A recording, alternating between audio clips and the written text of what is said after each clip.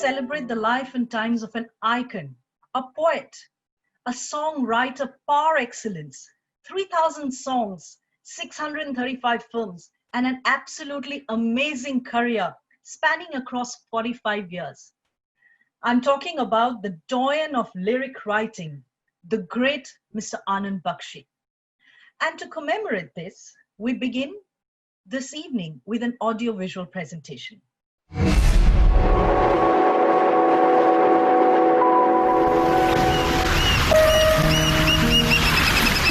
कविता वक्तव्य नहीं, गवाह है। कभी हमारे सामने, कभी हमसे पहले, कभी हमारे बाद। कोई चाहे भी तो रोक नहीं सकता भाषा में उसका बयान, जिसका पूरा मतलब है सच्चाई, जिसकी पूरी कोशिश है बेहतर इंसान। उसे कोई हड़बड़ी नहीं कि वो इश्तिहारों की तरह चिपके, जुलूसों की तरह निकले, नारों की तरह लगे और चुनावों की तरह जीते। वो आदमी की भाषा में कहीं किसी तरह जिंदा रहे, बस। आधी सदी पहले कराची के साहिल पे खड़ा हुआ एक 16-17 साल का लड़का बड़े गौर से समंदर को देख रहा था। लहरें उठती थीं, मुंह में झाग भर के किनारे तक आती थीं और चट्टानों की गोद में पिघल जाती थी। पानी की आवाज़, पेड़ों की सरसराहट, हवा की साएं साएं, सब मिलकर एक अजीब सा संगीत बन गया था। संगीत जो साहिल पर खड़े हुए बच्चे से कह रहा था, सोच क्या रहा है, उतार ले मुझे अपने अंदर, आजा मेरी बाहों में, मैं ही तेरी मंजिल हूँ, मैं संगीत हूँ, मुझे गीत चाहिए, मुझे गीत चाहिए, वो बोल चाहिए जो आत्मा से निकलते हैं, वो लफ्ज़ चाहिए जो दिल के खून से लिखे जाते हैं। और तब उस बच्चे ने साहिल की गीली रेत पर अपनी उंगली से एक लफ्ज़ लिखा, मोहब्बत। मोहब्बत जो अमर है, मोहब्बत जो जिंदगी है, मोहब्बत जो शायरी है। और मोहब्बत के इस गीतकार का नाम है आनंद बख्शी। और दिल के बहुत अच्छे हो और इस कमर्शियल फील्ड में 40 लेकर आज तक पिक्चर चले ना चले, उनका म्यूजिक चला है। आनंद बख्शी साहब is a versatile writer, absolutely versatile. I guess he's someone who has changed with times and yet not compromised on his poetry, not compromised anywhere. हम लोगों ने जो ज़िंदगी में साथ गुजारा है, बस इतना कहूँगा कि जहाँ महफिल में आनंद बख्शी साहब आए, समझिए उस महफिल में बाहर आ गई, क्योंकि शेर व सुखन और संगीत के झरने फूट निकलते हैं। अल्लाह इनको हमेशा सलामत रखे। आज 50 साल बाद जिंदगी के इस मोड़ पर खड़े होकर उस रास्ते को देखिए जिस पर चलकर बख्शी साहब यहाँ तक पहुँचे हैं, तो यकीन नहीं आता। किस्से कहानियों जैसी बात लगती है कि वो आदमी जिसके ख़ानदान तो क्या, मोहल्ले में भी कोई शायर न हो, जिसे ज़िंदगी की इब्तिदा एक नेवल कैडेट के रूप में करनी पड़ी हो, जिसे वक्त की आवाज़ सुनने के लिए टेलीफोन एक्सचेंज में नौकरी करनी पड़ी हो, वो आदमी अपने अंदर जज्बात का एक जिंदा ज्वालामुखी छुपा के रखता है। एक ऐसा ज्वालामुखी जो फटता है तो जहाँ तक सुनने वाले हैं वहाँ तक गीतों की गर्मी और संगीत की रोशनी फैल जाती है। हिंदुस्तान को गीतों का मुल्क कहते हैं, इसलिए कि यहाँ की अनगिनत ज़बानों में हर मौके के लिए अनगिनत लोकगीत हैं। लेकिन मुझे कभी कभी लगता है कि अगर ये अनगिनत गीत न भी होते तो हिंदुस्तान को गीतों का मुल्क कहने के लिए अकेले आनंद बख्शी साहब काफ़ी थे। वो जज्बात का कौन सा मोड़ है, वो एहसास की कौन सी मंजिल है, वो धड़कनों की कौन सी रुत है वो मोहब्बत का कौन सा मौसम है और वो जिंदगी का कौन सा मुकाम है जहां सुरों के बादलों से आनंद बख्शी के गीत के चांद झलकते ना हो। आनंद बख्शी आज के फोक राइटर, आनंद बख्शी आज के समाज के शायर।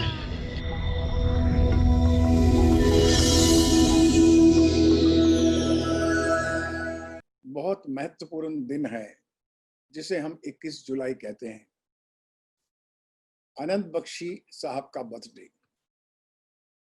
अभी 7 बजे हैं और मुझे याद है कि मैं 7 बजे 21 जुलाई को घर वापस आता ही था।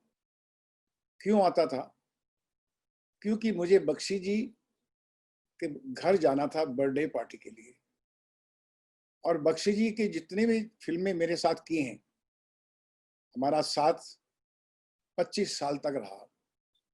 मेरी दूसरी फिल्म से आखिरी फिल्म यादें तक हमने 14 फिल्में साथ में की। और उनके जीवन में मैं एक बहुत ही क्लोज फ्रेंड था, दोस्ताना भी था हमारा, मोहब्बत भी थी और हमारा प्रोफेशन भी था।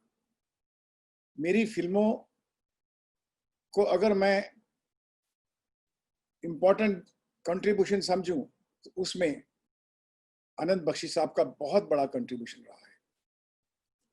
क्योंकि जब सिनेमा की बात करते हैं तो सिनेमा किन चीजों से याद रहता है? खासकर भारतीय सिनेमा। भारतीय सिनेमा कहानियों से, और कहानियां जो गीतों में कही जाती हैं उनसे।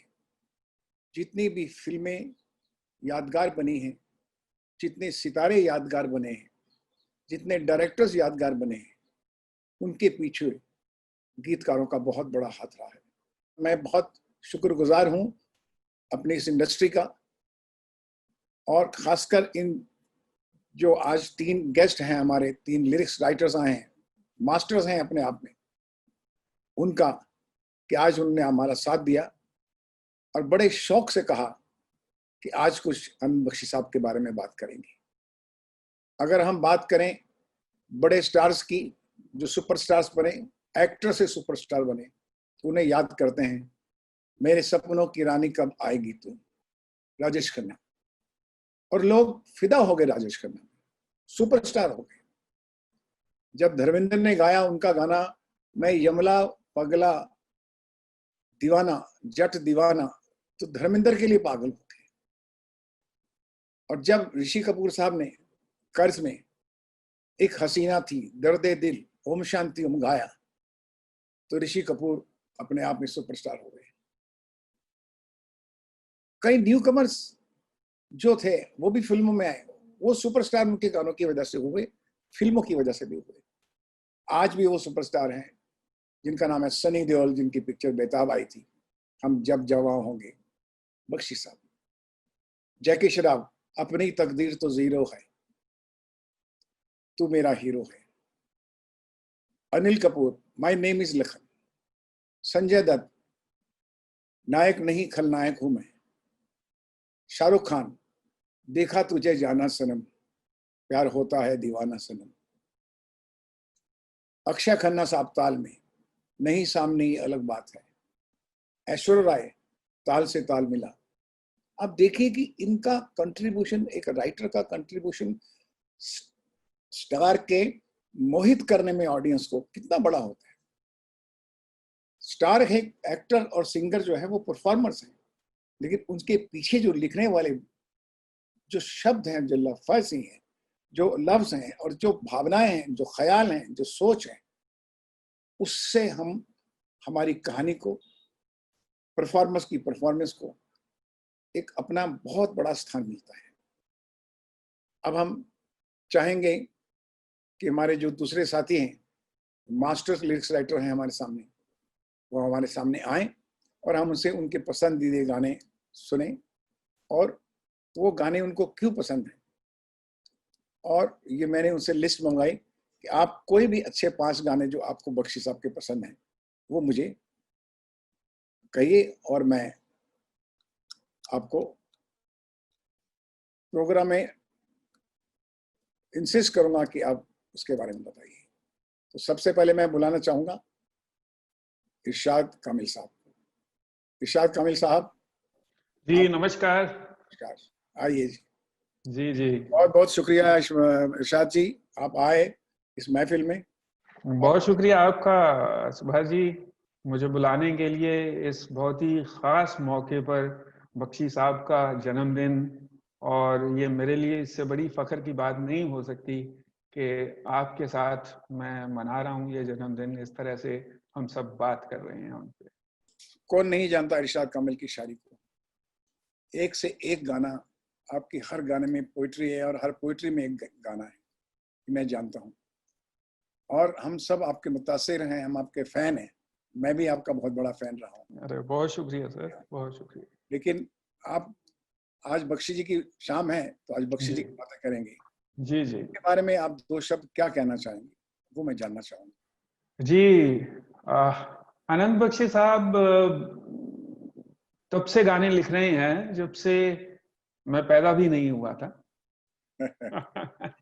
और मुझे उनके गाने हमेशा से उस तरह की कहानियों की तरह लगते हैं। सुभाष जी, जब स्कूल में था ना, छोटी छोटी कहानियां होती थी कि एक प्यासा कौवा था और फिर वो मटके में पानी कम था, उसने कंकड़ डाले तो वो पानी ऊपर आ गया, कौवे ने पानी पिया और उड़ गया।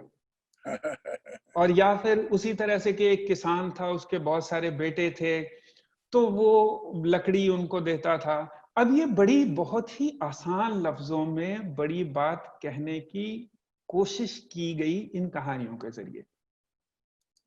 मुझे लगता है बख्शी साहब के गाने ऐसे ही थे। उन्होंने आसान लफ्जों में जितनी बड़ी बड़ी बातें की हैं, वो उनको, उनकी गहराई को नाप पाना, उनकी गहराई को समझ पाना बहुत ही जिसे कहते हैं मेहनत का काम है, और एक समय चाहिए उसके लिए। हिंदुस्तान में जो अहमियत हिमालय की है, मुझे लगता है हिंदी फिल्म संगीत में बख्शी साहब की वही अहमियत है। क्या बात। और जो पहाड़ होता है ना सुभाष जी, वो ढलान होती है। जी बिल्कुल।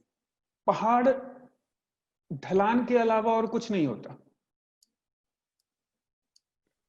और मुझे लगता है कि बख्शी साहब आम लोगों के साथ जुड़े हुए भी हैं और आसमान तक ऊंचे भी हैं। तो उनको आप ऊपर से देखते हैं तो वो ढलान नीचे को जाती है, आम लोगों के साथ जुड़ती है, और जब हम जैसे नए लिखने वाले उनको नीचे से देखते हैं तो वो हिमालय की तरह ऊंचा नजर आते हैं। तो ये उनकी लिखावट की खासियत मुझे लगती है कि उन्होंने जो असल में, हालांकि वो खुद कहते थे कि मैं शायर नहीं हूं, आपने कहा कि वो जन कवि हैं, मुझे लगता है कि वो, मैं ये दावे के साथ कहता हूं, मुझे लगता ही नहीं है, मैं ये दावे के साथ कहता हूं कि आनंद बख्शी साहब बहुत बड़े फिलोसफर थे, दार्शनिक थे। वो ये मैं कहना चाहता हूं, बहुत बड़े दार्शनिक थे, बहुत बड़े फिलोसफर थे। और उन्होंने, शायरी ये नहीं होती कि आपको एक मीटर पता है, ग्रामर पता है या टेक्निकलिटीज पता है, आपने उन टेक्निकलिटीज में लफ्ज रख दिए हैं, फंसा दिए हैं। वो शायरी नहीं होती। शायरी होती है कि आपकी बात किसी दिल से निकली और किसी दिल तक पहुंच गई। अब उनके हजारों हजार जो गीत हैं वो सीधे दिल से निकले हुए हैं और सीधे दिलों तक पहुंचे हुए हैं। और उन आसान लफ्जों में जो उन्होंने बातें की हैं, जो उन्होंने अपनी गहराई दिखाई है, जो उन्होंने शायरी दिखाई है, जो उन्होंने संवेदना का एक पहलू हमारे सामने पेश किया है, जो अलग अलग इमोशंस दिखाए हैं, जो अलग अलग स्थितियों परिस्थितियों पे उन्होंने लिखा है, मोहब्बत के 20 रंग। वो बोलते हैं ना कि 52 colours of love, 52 shades of love. जी जी। तो वो उन्होंने सबके सब मोहब्बत के रंग, सबके सब सोसाइटी के रंग, समाज के रंग, सबके सब रिश्तों के रंग, सबके सब जिंदगी के रंग अपने गीतों में खोल के रख दिए। बिल्कुल सही कहा, बहुत अच्छा।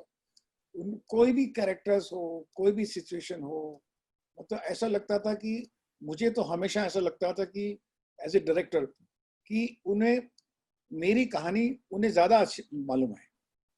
मैं उनके गानों को जब पिक्चराइज करता था तो मुझे लगता था अरे ये बख्शी जी ने तो इस कहानी की फिलॉसफी को पूरा गाने में उतार दिया है जी। मुझे सीन्स की जरूरत नहीं है, मुझे कुछ कैरेक्टर्स के थ्रू कहलाने की जरूरत नहीं है। अगर एक खलनायक नहीं बोल दिया है कि नायक नहीं खलनायक हूं मैं, जुल्मी बड़ा दुखदायक हूं मैं, तब मुझे बोलने की क्या जरूरत है। जी जी जी जी। मेरे तो कितने सीन्स बचा देते थे बख्शी साहब, बहुत बड़े फिलोसफर थे। ये बात बिल्कुल सही कही आपने कि कॉमन मैन की लैंग्वेज थी उनकी, उनको मालूम था कि ये बात मैं जब कहूंगा किसी को कैसे समझाएंगे, जैसे हम बच्चों को समझाते हैं। ये बात बिल्कुल सही है।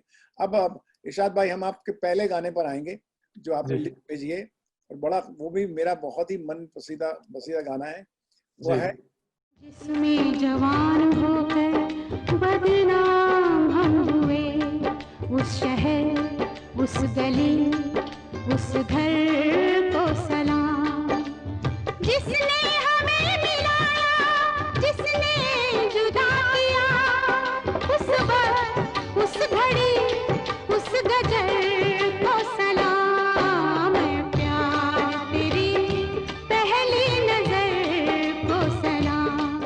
वाह क्या बात है जी। तो इसमें ऐसी कौन सी गहराई और कौन सी ऐसी बात लगी जो इतने शब्दों के अंदर इतनी बड़ी बात कह गए बख्शी जी?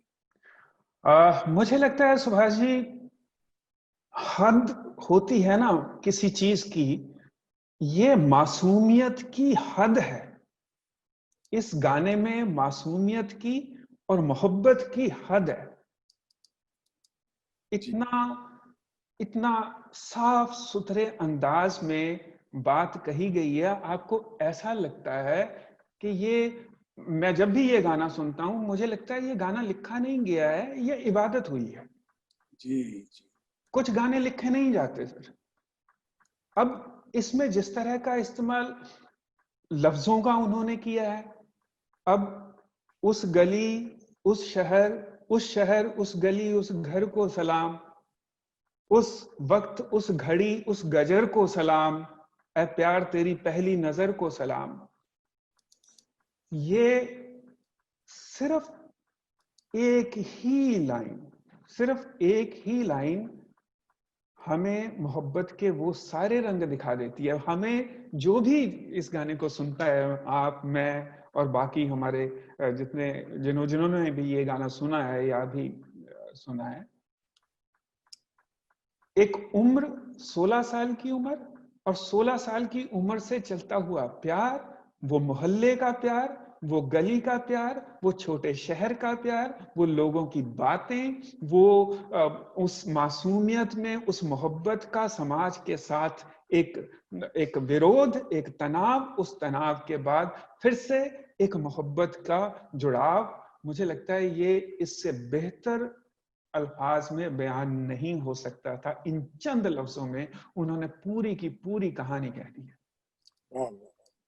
अब मैं आपके दूसरे गाने पे आऊंगा। तुझको देखा है मेरी नजरों ने, तेरी तारीफ हो मगर कैसे, जी, कि बने ये नजर जुबान कैसे, कि बने ये जुबान नजर कैसे। वाह वाह। जिक्र होता है जब कयामत का, तेरे दिलों की बात होती है, के बने ये नजर जुबां कैसे, के बने ये जुबां नजर कैसे, ना जुबां को दिखाई देता है, ना निगाहों से बात होती है।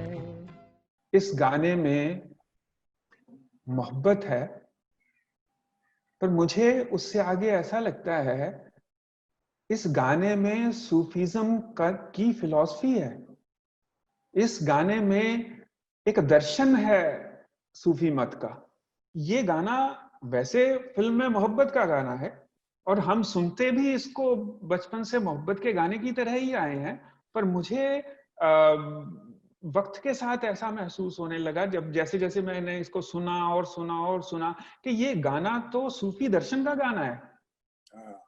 ये तो गाना कहता है कि कयामत का जब जिक्र होता है तो दुनिया की खूबसूरती की, कायनात की बात होती है, और तुम्हारी मर्जी से ही तो दिन निकलता है, तुम्हारी मर्जी से ही तो रात होती है। अगर देखा जाए तो शाह जी, भक्ति रस और श्रृंगार रस जी, ये दोनों रस एक ही हैं। हाँ बिल्कुल सही, बिल्कुल। डेडिकेशन, डिवोशन जो प्यार में भी होती है, वो डिवोशन अल्लाह और ईश्वर में भी होती है। करेक्ट, वो वही बात जो आपने, क्योंकि आप बिल्कुल समझेंगे, आप भी पंजाबियों के रांझा रांझा कर दी नहीं मैं आप पे रांझा हुई। हाँ जी हाँ। तो वही बात मुझे इसमें जिक्र होता है जब कयामत का में लगी थी। और खैर अभी हम कुछ तो लोग कहेंगे पे आते हैं। कुछ तो लोग कहेंगे, लोगों का काम है कहना, छोड़ो बेकार की बातों में कहीं बीत न जाए रहना। इसके बारे में कुछ कहेंगे आप? जो मैंने पहले बात कही थी सुभाष जी, कि मैं ये दावे के साथ कह सकता हूं कि वो एक दार्शनिक थे, ये गाना साबित करता है। आज ये गाना आज भी बड़ा रेलिवेंट है, क्योंकि आज हम इतने इम्पेशेंट हो गए हैं जी। जो बात कहते हैं उनके बात के ऊपर हम जरा सी बात पे हम सेंसिटिव हो जाते हैं, इंटॉलरेंट हो जाते हैं, पेशेंस एंग्री हो जाते हैं। बिल्कुल ये सोचते नहीं कि कुछ तो लोग कहना है तो उनको कहने दीजिए, छोड़ो बेकार की बातों को, अब आप काम करें। अगर आप देखिए तो आज भी कितना रेलेवेंट है। बिल्कुल, और ये गाना वक्त के साथ साथ और रेलेवेंट होता रहेगा सर। हाँ ये, और क्योंकि फिलॉसफी की खासियत ही ये होती है कि वो जब कभी जन्म लेती है उस वक्त पे थोड़ी सी खिलती है, फिर वक्त गुजरता है थोड़ी और खिल जाती है, फिर थोड़ा वक्त गुजरता है थोड़ी और खिल जाती है। वो फूल ही ऐसा होता है फिलॉसफी का। तो ये कुछ तो लोग कहेंगे, लोगों का काम है कहना, छोड़ो बेकार की बातों को, कहीं कहीं बीत ना जाए रहना। रहना क्या है? रहना जिंदगी है। जिंदगी बेकार की बातों में क्यों बितानी? और फिर वो आगे उनको बोलते हैं वो बात के वो लोग जो ताने देते हैं, हम खोए हैं रंगरलियों में, उनको भी आते देखा है हमने छुपके इन गलियों में। अब ये कितनी कमाल की बात है। अब इसको बख्शी साहब को जो फिलोसफर, जो शायर नहीं मानता, मुझे लगता है उनको गाने सुनने का, समझने का कोई उस तरह से बहुत ज्यादा एक टेस्ट नहीं है। क्योंकि ये बातें ये मुझे वैसी ही लगती हैं कि जिन्हें नाज है हिंद पर वो कहाँ हैं, के तनोमंद बेटे भी अब्बा मियाँ भी, वो वाली बात है। पीर भी आते हैं यहाँ पे और जवां भी, तनोमंद बेटे भी अब्बा मियाँ भी, जिन्हें नाज है हिंद पर वो कहाँ है। तो ये वही बात है कि छुप छुप के आते देखा इन गलियों में हमने। तो समाज का फलसफा, समाज की ऐसी बात जो हमेशा जिंदा रहेगी और कभी खत्म नहीं होगी और हमेशा चर्चा में रहेगी और गाड़ी होती रहेगी, वो बात है कुछ तो लोग कहेंगे। आपने बहुत सारे हमारे जैसे लोगों ने इससे करेज भी लिया होगा बात को, और करेज दिया भी होगा लोगों को ये कह के, बहुत सारे अपने दोस्तों के, यार कोई बात नहीं यार, कुछ तो लोग कहेंगे, लोगों का काम है करना, छोड़ना तू। बहुत बहुत बड़ी इंस्पिरेशनल लाइन्स हैं जी। मैं जो गाना आपने जो चौथा सुना है वो मैं बहुत हैरान हुआ और बहुत अच्छा लगा था, क्योंकि मैं इस गाने के बारे में जब भी सुनता था या सुनता हूँ कि बख्शी ने, आनंद बख्शी साहब ने दार्शनिक फिलोसोफर होने के नाते बड़ी बड़ी बातें भी की हैं जी। कि जब उनको कैरेक्टर्स मिले हैं या कुछ एज ग्रुप मिला है जी, तो ऐसा एज ग्रुप दिया। हमारे बहुत बड़े डायरेक्टर, जो सबसे बड़े डायरेक्टर थे राज कपूर साहब, उनके साथ भी उन्होंने जब काम किया तो राज कपूर साहब एक फिल्म बना रहे थे बॉबी। तो उन्होंने उनको कहा कि मैं एक फिल्म बना रहा हूँ जिसमें जो दोनों इनोसेंट लवर्स हैं, मीन्स की 16 और 17 साल की उम्र है उनकी, और उसी उम्र में जो प्यार होता है, और वो प्यार कैसे होगा और कैसे इजहार करेंगे और क्या इमेजिनेशन में चले जाते हैं। और वो जो गाना है, वो गाना बहुत बड़ा हिट हुआ। राज कपूर साहब थे और बख्शी साहब ने लिखा, हम तुम एक कमरे में बंद हो और चाबी खो जाए। अब ये एक इमेजिनेशन बच्चे लोग ही कर सकते हैं। तुम एक कमरे में बंद हो और चाबी खो जाए, तेरे नैनों की फूल बुलैया में वो भी खो जाए। हम तुम एक कमरे में बंद हो और चाबी खो जाए। क्या बात है। जी देखिए कहाँ रेंज देखिए, मतलब ये कलम की, उनकी स्याही की, उनके लिखने की, उनके जहन की, उनके दिमाग की, उनकी सोच की, और किरदारों को पकड़ने की, किरदारों को समझने की, उसमें उनकी जहनियत में जाने की एक, जिसे कहते हैं ये हुनर, देखिए कहां से कहां जिक्र होता है। कुछ तो लोग कहेंगे और हम तुम एक कमरे में बंद हो। मुझे ये गाना मैंने इस वजह से सुभाष जी चूज किया, क्योंकि ये गाना अगर आप सिर्फ गाना सुनो आंखें बंद करके, ये आपकी सोच को गुदगुदाता है जी। आप अचानक से इमेजिनेशन में चले जाते हो। फैंटास्टिक। और उस उम्र की जो इमेजिनेशन होती है बच्चों की, जी, वो एक अपने दुनिया होती है, उनकी अपनी दुनिया होती है। और वो क्योंकि जिंदगी शुरू हुई होती है, अभी देखी नहीं होती है आगे क्या होना है, आगे जो अनदेखा है उसकी एक्साइटमेंट होती है, उत्तेजना होती है उसकी, तो वो एक्साइटमेंट पैदा करता है ये गाना सुनने के बाद। ये अनदेखे का वो डर भी है, वो एक, लेकिन वहां पहुंचना भी है, वो होता क्या है ये जानना भी है, वो उस उत्तेजना में रहना भी है। और जैसे जैसे गाना बढ़ता जाता है, अब देखिए गाना मुझे ये कुछ अध्यायों में जैसे बंटा हुआ गाना लगता है। ये गाना शुरू अब जब होता है, हम तुम एक कमरे में बंद हो और चाबी खो जाए, मुझे ये कहने में बिल्कुल संकोच नहीं है कि जब मैंने ये गाना सुना तो मुझे, मेरे दिमाग में ऐसा आया कि अच्छा, एक लड़का लड़की कमरे में बंद, और क्या हो सकता है यार, मतलब शरीर आया मेरे दिमाग में।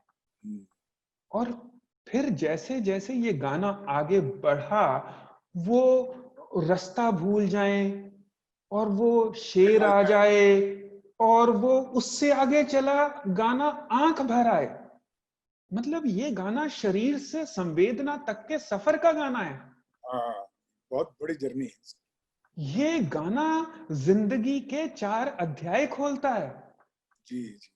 अब देखिए, ये गाना नॉर्मली हम मुखड़ों में सुनते हैं वही गाना है। हाँ। लेकिन में अच्छी बात थी कि जब आप उनके अंतरे सुनो, तो अंतरे में उस गाने के मुखड़े की एक अपनी यात्रा देते हैं वो, और एक पूरा ग्राफ देके उसका एक ग्लोब बनाते हैं। जी। जब भी मैंने फिल्में में मैंने काम किया, उनके साथ देखा कि मैंने बोला आपने पूरा उसको सर्कल बना दिया है। बहुत बार सर्कल बनाते थे, लेकिन तो बिल्कुल वो तकरीबन मुखड़े को ज्यादा पहचानते हैं, जी, की इतनी परवाह नहीं करते। मैं कहता हूँ जो सुनने वाले हैं, समझदार लोग हैं, उनको अंतरे भी सुनने चाहिए बख्शी जी की, उन्होंने क्या अंतरे लिखे हैं साहब, एक से एक बढ़कर अंतरा लिखा। मुझे लगता है सुभाष जी के गाना होता ही अंतरे में है। मुखड़ा बिल्कुल उस तरह से है जैसे शो विंडो में सामान पड़ा होता है। ट्रेलर। हाँ, ट्रेलर होता है वो गाना, वो ट्रेलर होता है, इसीलिए उसे मुखड़ा कहते हैं ना, कि हाँ, इसीलिए उसे मुखड़ा कहते हैं। क्यों कहते हैं मुखड़ा, क्यों कहते हैं मुखड़ा? इसीलिए कहते हैं कि हम पहले मुखड़ा देखते हैं, फिर अंतर्मन को देखते हैं। हाँ, अरे वाह, अच्छा अच्छा। ये अंतर्मन है। तो जब तक आप, अगर मुखड़ा अच्छा हो और अंतर्मन अच्छा ना हो, तो आदमी कहेगा यार दिखने में अच्छा है पर आदमी बहुत ही बेकार है यार। या आपने अंतर्मन किसी का नहीं जाना तो आपने उसको पूरी तरह से नहीं जाना। अब ये गाना कोई भी आप सुनो कि हम तुम एक कमरे में बंद हो, आप दिमागी तौर पे कहीं और चले जाओगे। जैसा कि मैंने कहा कि मैंने सुना तो मैं शरीर की तरफ चला गया। जैसे जैसे गाना बढ़ता है कि वो रास्ता भूल जाएं, शेर आ जाए और आंख भर आए, तो आपको पता चला कि ये तो गाना धीरे धीरे संवेदना की तरफ बढ़ रहा है। ये तो गाना सेंसिटिव गाना है यार, इसको इतनी आसानी से रूहानी मोहब्बत की तरफ चला गया। हाँ, इसको इतनी आसानी से कैटेगराइज नहीं किया जा सकता इस गाने को। तो इसलिए मुझे ये गाना बड़ा खूबसूरत लगता है। बहुत इसकी गहराई। और अगला गाना जो आपने, एक फिल्म मैंने बनाई थी, पिक्चर का नाम था विधाता जी, जिसमें दिलीप कुमार और संजय दत्त की पहली फिल्म थी वो। तो उसमें कहानी में ऐसा था कि दो इंजन ड्राइवर दोस्त हैं। दिलीप साहब ने इंजन ड्राइवर का रोल किया था और उनका एक मित्र थे, शमी कपूर साहब ने रोल किया था।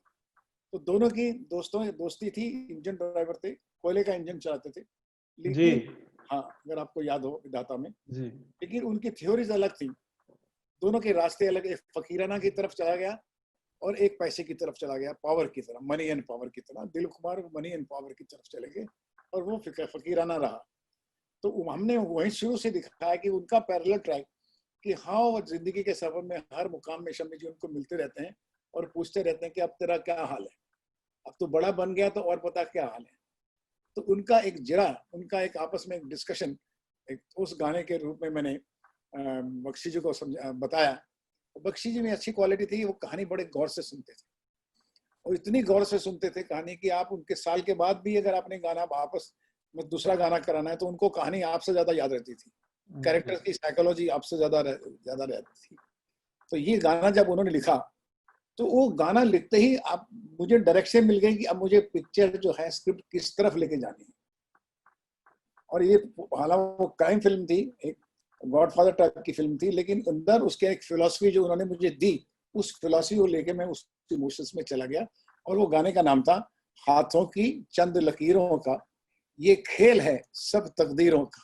हाथों की चंद लकीरों का सब खेल है बस तकदीरों का। तकदीर है क्या मैं क्या जानूं, आहा आहा तकदीर है क्या मैं क्या जानूं, तकदीर है क्या मैं क्या जानूं, मैं आशिक हूँ तदबीरों का। वाह वाह वाह जी वाह, वाह जी वाह, मतलब वाह। ये गाना देखिए बहुत ही अच्छा गाना है सुभाष जी, आपकी पिक्चर का आपने बहुत अच्छा काम हम जैसे सुनने वालों को बख्शा है। बहुत ही अच्छा संगीत बनाया आपने अपनी फिल्मों में। मैं सारा क्रेडिट तो बख्शी जी को और म्यूजिक कंपोजर को देता हूँ। देखिए आनंद बख्शी साहब तो आनंद बख्शने वाले थे ना, वो तो थे ही आनंद बख्शी, वो आनंद बख्शते थे, पर आपने उनके साथ मिलकर बहुत अच्छा काम किया। जो ये गाना मुझे इसमें, इस गाने में आपको याद होगा एक लाइन आती है, देखेंगे तमाशा दौलत का हम भेस बदल के फकीरों का। ओहो क्या कमाल की, क्या कमाल की, भेस के बदल फकीर। और वही कहानी, ये पूरी की पूरी कहानी है, मुझे लगता है पूरी की पूरी कहानी है, देखेंगे तमाशा दौलत का हम। और वो जो जाती पर्सनल कन्फ्लिक्ट होता है या एक सोशल डिस्कशन में कन्फ्लिक्ट होता है कि यार है क्या, ये दिल के पीछे लगूं या दिमाग के पीछे लगूं, जी हाँ होता है ऐसा, तकदीर के पीछे लगूं या तदबीर के पीछे लगूं, मेहनत के पीछे लगूं या फिर किस्मत के पीछे लगूं, हिम्मत के पीछे लगूं या किस्मत के पीछे लगूं। ये कॉन्फ्लिक्ट इस गाने की रीढ़ की हड्डी है, मुझे लगता है वही पिक्चर कहना चाहती थी। उन्होंने पिक्चर का मूड बिल्कुल शुरू में आपने गाना डाल के पिक्चर का पूरा मूड सेट कर दिया कि ये पिक्चर है हमारी जो आप देखने जा रहे हो भैया। इसी कभी कभी हम जो फिल्म डायरेक्टर्स हैं उनको बहुत जिम्मेदारियां होती हैं।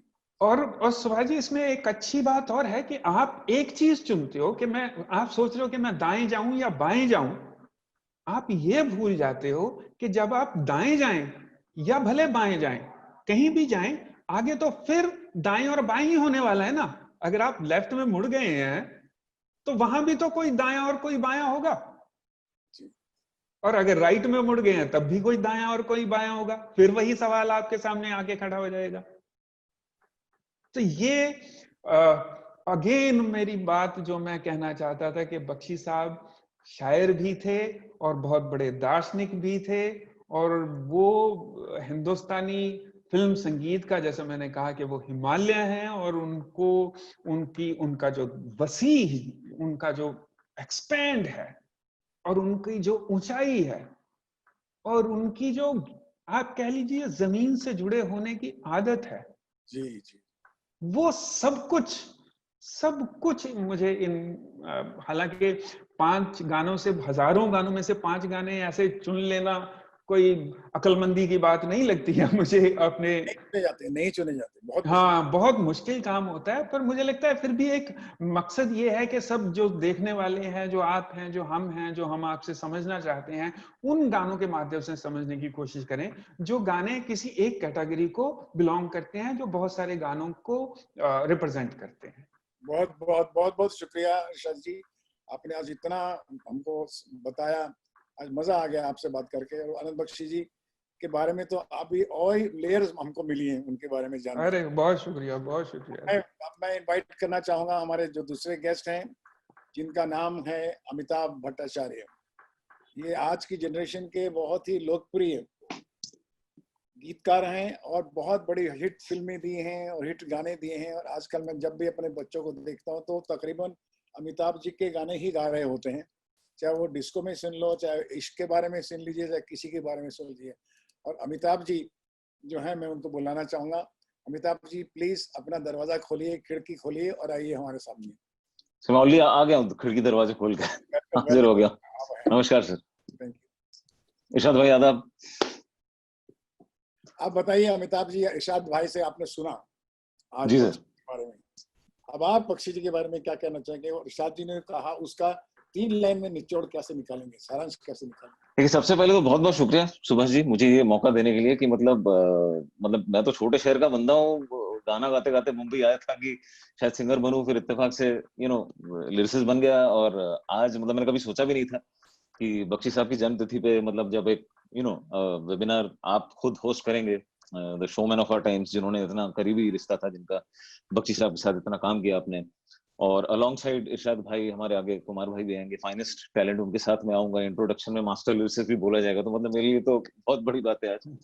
और लेकिन आज मैं मेनली आया हूँ एक तरीके से समझ लीजिए स्टूडेंट बन के ही आया हूँ कि मतलब बख्शी साहब के बारे में और कुछ पता चले। जैसे इरशाद भाई इतना कुछ बता रहे थे, तो like you said so many things जो हमने कभी पहले शायद नहीं सोची है, बहुत से लेयर्स पता चल रहे थे। तो if I get to know a little more about the man, the enigma, उनके बारे में कुछ पता चले तो उस इंटरेस्ट से मैं ज्यादा आया हूँ। बाकी उनके बारे में ज्यादा बात करना तो वही सूरज को दिया दिखाने बराबर है। तो आपने जो आज 5 गाने भेजे हैं हमको, ये मैं ऑडियंस को सुनाना चाहूंगा। आपका जो सबसे पहला जो फर्स्ट सॉन्ग आपका है, मतलब 5 गाने, वो भी क्योंकि आपने इंसिस्ट किया था कि 5 ही हो सकते हैं। अभी बख्शी साहब के समंदर में से 5 बूंदे चुनना बहुत मुश्किल है, तो फिर भी कोशिश करके किया है हमने। कैसे दिग्गज राइटर्स के साथ के कौन से 5 गाने मुझे मालूम है, ये तो आपके बाल उड़ गए होंगे। तो थोड़े से कम ही है, मतलब ऐसे ही कम है, और तो मतलब क्या बताऊं क्योंकि रियली 3000 गानों में से आपने 5 गाने, वो भी बच्चों के सामने, दोस्तों के सामने बताना बहुत बड़ी परीक्षा है अपने आप पे। लेकिन पहला गाना जो आपने सुना है वो मुझे भी बहुत पसंद है और उसमें एक अपनी बात है जी। मैं चाहूंगा वो गाना सुनाया जाए, राम करे ऐसा हो जाए। राम करे ऐसा हो जाए, मेरी निंदिया तोहे मिल जाए, मैं जागूं तू सो जाए, मैं जागूं तू सो जाए। हो गुजर जाए सुख से तेरी दुख भरी रतियां, बदल लूं मैं तो से अखियां, बस में अगर हो ये बतियां। आप बताइए कि गाना में क्या गहराई और बख्शी जी ने क्या सोच के लिखा हो? जी, मेरे लिए सुभाष जी सबसे इंटरेस्टिंग बात यह है कि बख्शी साहब के गाने वैसे बचपन से ज़बानी याद है, बहुत गाए हैं, बचपन से गाए हैं, अंताक्षरी में गाया है, स्कूल के कॉम्पिटिशन में गाया है, ऑर्केस्ट्रा के शोज में गाया है। जब मैंने बाद में इत्तेफाक से लिखना शुरू किया तो एक आप रिविजिट करते हैं ना कि भाई ये गाने आप एक वापस उसको पलट के देखते हैं, तो तब मैंने बख्शी साहब को जो उन्होंने लिखे एक एक शब्द, एक एक थॉट जो उन्होंने कनेक्ट किया है, उसको समझने की कोशिश की कि ये मुझे हमेशा इतना क्यों अट्रैक्ट करता था।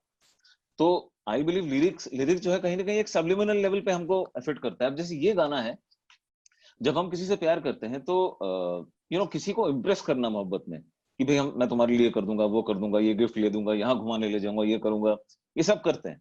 बट जो अर्नेस्ट एकदम जो ईमानदार जो प्यार है, आप किसी से वाकई जब प्यार करते हैं तो मतलब उसका जो ये थॉट है कि मतलब राम करे ऐसा हो जाए, मेरी निंदिया तोहे मिल जाए, मैं जागूं तू सो जाए, कितनी बड़ी बात है।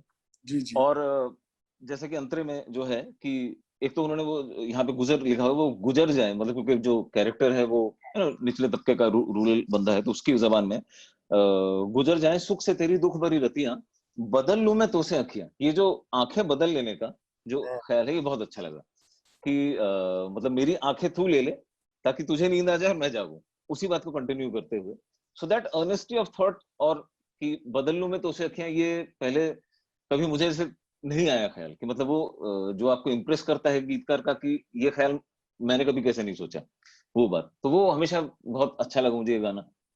एंड इसमें हमेशा वो जो एक बख्शी साहब की राइटिंग भी है, धुन भी है, और गायकी, सारी चीजें मिला के वो एक, it's tough to separate each, कि मतलब सबको अलग करना मुश्किल है, बट उनका पूरा जो समावेश है, वो जो फीलिंग है, वो बहुत खूबसूरत, जो हमेशा टच करता है। मैं कभी कभी सोचता हूँ कि जब आप लोग शायर लोग दूसरे की शायरी के बारे में बात करते हैं तो बहुत सी बातें हमें समझ आती है, उसकी परत समझ आती है, उसकी गहराई समझ आती है। नहीं तो गाना हम तकरीबन स्क्रीन में सुनते हैं, हम एक्टर को देखते हैं, एक्टर को याद रखते हैं, वो लगता है कि उसी के ख्याल हैं या उस कैरेक्टर के ख्याल हैं। जी। एक्चुअली जो ख्याल हैं, उनके जो शब्द हैं, वो किसी और ने लिखे। बिल्कुल। उसका नाम क्या है? वो कौन है जिसने ये लिखा है, जिसके लिखे हुए शब्द के ऊपर गाना बनाया गया। गाना बनाने के बाद उसको प्लेबैक सिंगिंग में सिंगिंग की गई और स्क्रीन पे उस एक्टर ने गाया, और हम सारा गाना उस एक्टर से ही ताल्लुकात रखते हैं। जी बिल्कुल बिल्कुल। अगर सत्य बात यह है कि उसके पीछे लिखने वाले जो लिखा शब्द जो लिखे हैं, जी, वो कौन है, बिल्कुल बिल्कुल, महत्ता समझनी चाहिए, हमें उसकी इम्पोर्टेंस समझनी चाहिए। मैं समझता हूँ कभी कभी तो गाने की इम्पोर्टेंस स्टार से भी बड़ी होती है। सही बात। स्टार्स ने जो कहा है, वो जो बोल है, उसकी जो फिलॉसफी है, उसकी जो कथनी है, वो इतनी बड़ी है कि वो कैरेक्टर्स और स्टार खुद में ही बड़ा लगने लग जाता है। अब दूसरा गाना आपने चुना है, वो इतना अच्छा है कि मतलब मैं कह नहीं सकता कि मेरी भी पसंद का है। और ये गाना पहले आप सुनिए कि राजेश खन्ना साहब का गाना है, ये स्क्रीन पे उन्होंने गाया था, लेकिन ये गाने को हमने जितनी बार भी सुनते हैं, हम भी सुनते थे, लेकिन मुझे हर बार गाना जितनी बार सुनता था तब ज्यादा समझ आता था।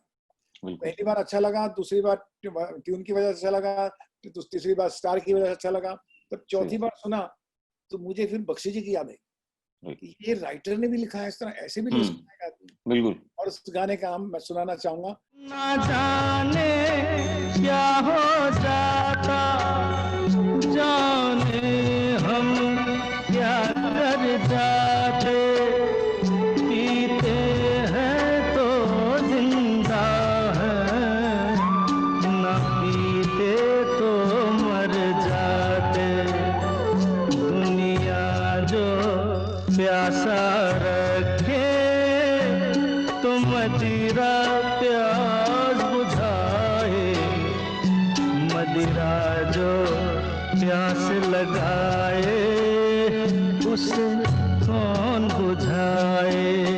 अब ये गाना है, जैसे आई बिलीव मैंने बख्शी साहब की इंटरव्यू में ही सुना था, ये एक्चुअली उन्होंने सिचुएशन के लिए नहीं लिखा था, ये उनका था ऑलरेडी ये गाना। अच्छा। और जब उन्होंने आई बिलीव पेश किया और उसको कंपोज किया गया, तब फिल्म में इसकी सिचुएशन क्रिएट की गई थी। तो उनका पहले अलग से एक लिखा हुआ था और वो फिल्म में आया। खैर, तो जो इस गाने में हमेशा से मुझे अच्छा लगता है कि एक तो अगेन इट्स वन ऑफ दो सॉन्ग जो हमेशा से बहुत गाया है, बहुत अंदर आपके नसों में रहता है वो वैसा गाना। और पूरे गाने में ये जो ख्याल है कि जो सेंट्रल उसका मैंने जो हमेशा महसूस किया है कि जब आप एक क्राइसिस में होते हैं, एक दिक्कत में होते हैं, तो यू टर्न टू समथिंग, कि एक सहारा होता है उस वक्त, कि भाई अगर ये यहाँ दिक्कत हुई तो आप इससे आपको एक रिलीफ मिलती है, एक राहत मिलती है। लेकिन जिससे आपको वो राहत मिल रही है, अगर वही सोर्स जो है, अगर वो तकलीफ का सोर्स बन जाए, तो तब इंसान क्या करे।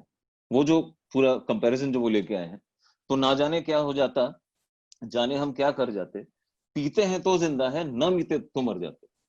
दुनिया जो प्यासा रखे तो मदिरा प्यास बुझाए, मदिरा जो प्यास लगाए उसे कौन बुझाए। सो ये जो उन्होंने अपने उसमें जिस तरीके से उसको पेश किया है, पिरोया है, beautifully written song, very beautifully written song. In fact all the अंतरास फॉर दैट मैटर, बहुत एक अंतरा उसका कमाल कर सकता है। बिल्कुल बिल्कुल।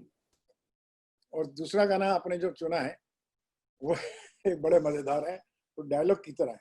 हाँ, जो कि अच्छा तो में था, अच्छा तो हम चलते हैं। जी जी। लेकिन आपने उसके अंतरा के बारे में कहा, सुबह मैं उसका अंतरा जो है वो सुनाना चाहूंगा। जी। अच्छा, तो ये गाना पहले, अच्छा तो हम चलते हैं, सबने सुना हुआ ये गाना। अभी प्लीज प्ले द सॉन्ग।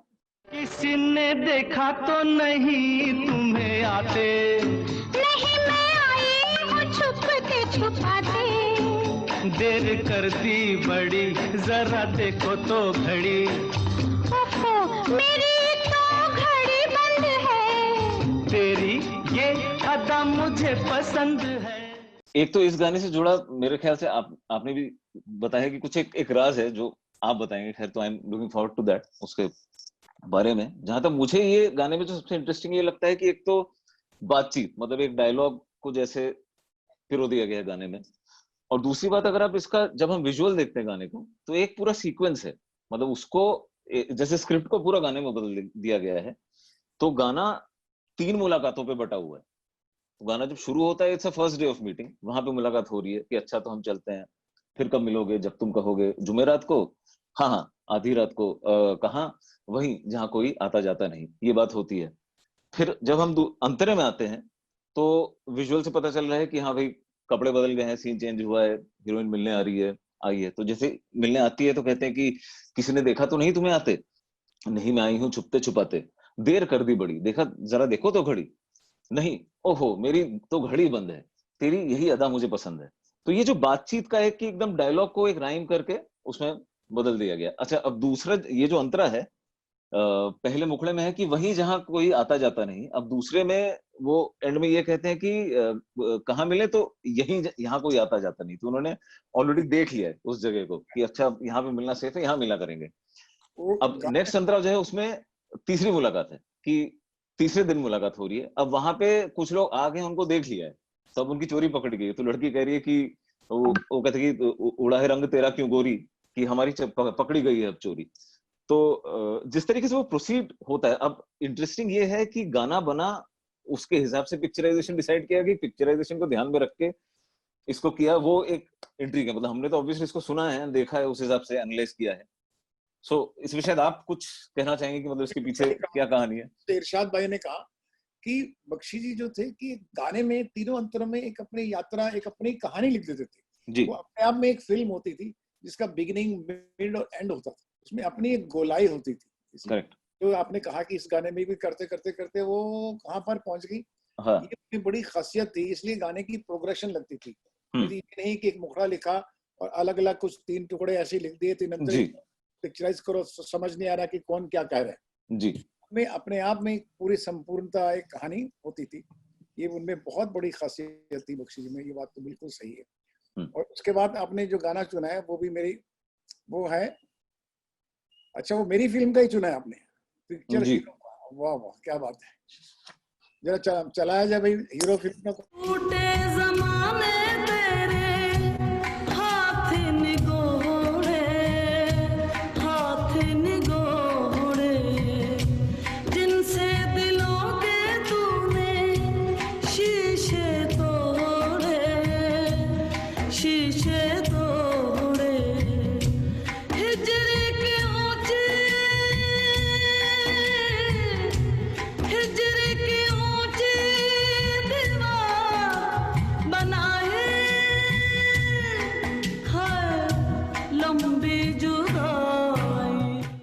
टूटे जमाने तेरे हाथ निगोड़े, जिनसे दिलों के तूने शीशे तोड़े। एक तो बख्शी साहब ने वो जो शीशा हो या दिल हो में भी जो किया है उन्होंने, वो दिल और शीशे का जो एक सिमिली जो उन्होंने क्रिएट की है, which is so beautiful, because जैसे शीशे का सामान है, हमेशा हम कहते हैं handle with care, fragile, but आप उसको कितना भी संभाले, जिंदगी भर संभालना मुश्किल है। कभी ना कभी वो थोड़ा चिटक जाएगा, उस पर कहीं थोड़ा चिप हो जाएगा, थोड़ा सा नुकसान पहुंचेगा। तो दिल का भी वही है, आप उसको कब तक संभाल के रखेंगे, आखिर वो शीशे की तरह एक ना एक दिन टूटेगा।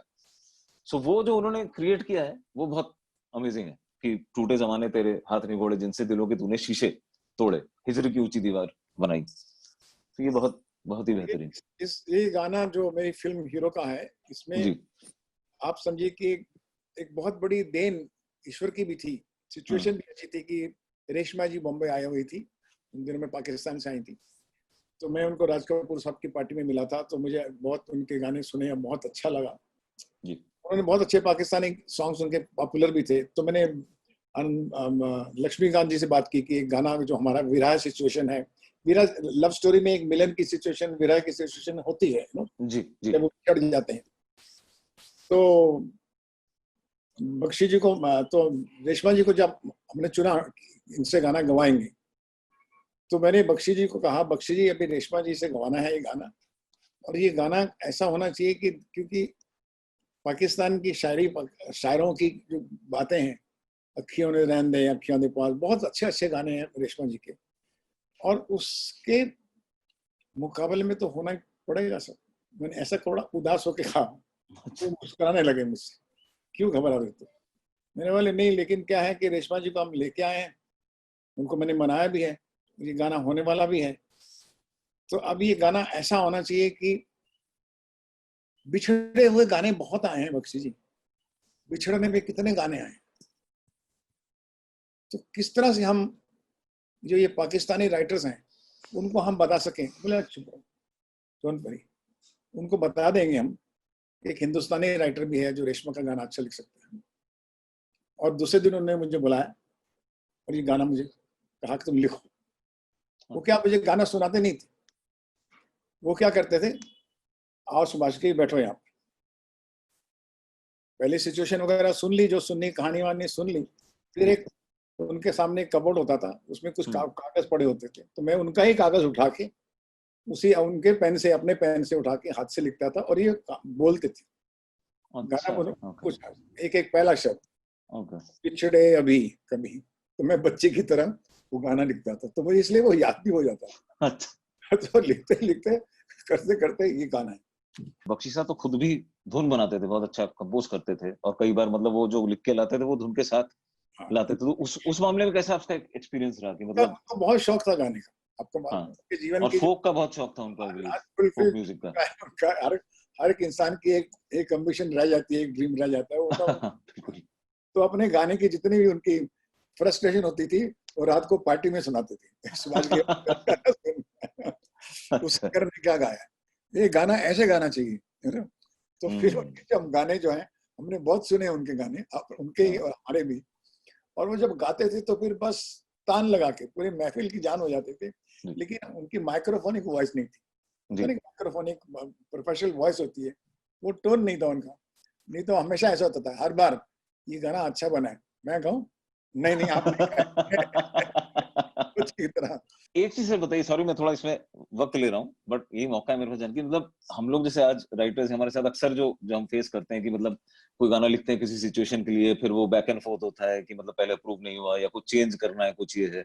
तो जब बख्शी साहब के साथ आप काम करते थे तो वो एक्सपीरियंस कैसा रहता था कि किसी गाने में कोई हिस्सा अगर आपको लगे कि इसको थोड़ा रिवर्क करें, थोड़ा बदलें, तो वो इंटरेक्शन कैसा होता था, मतलब how was he about it?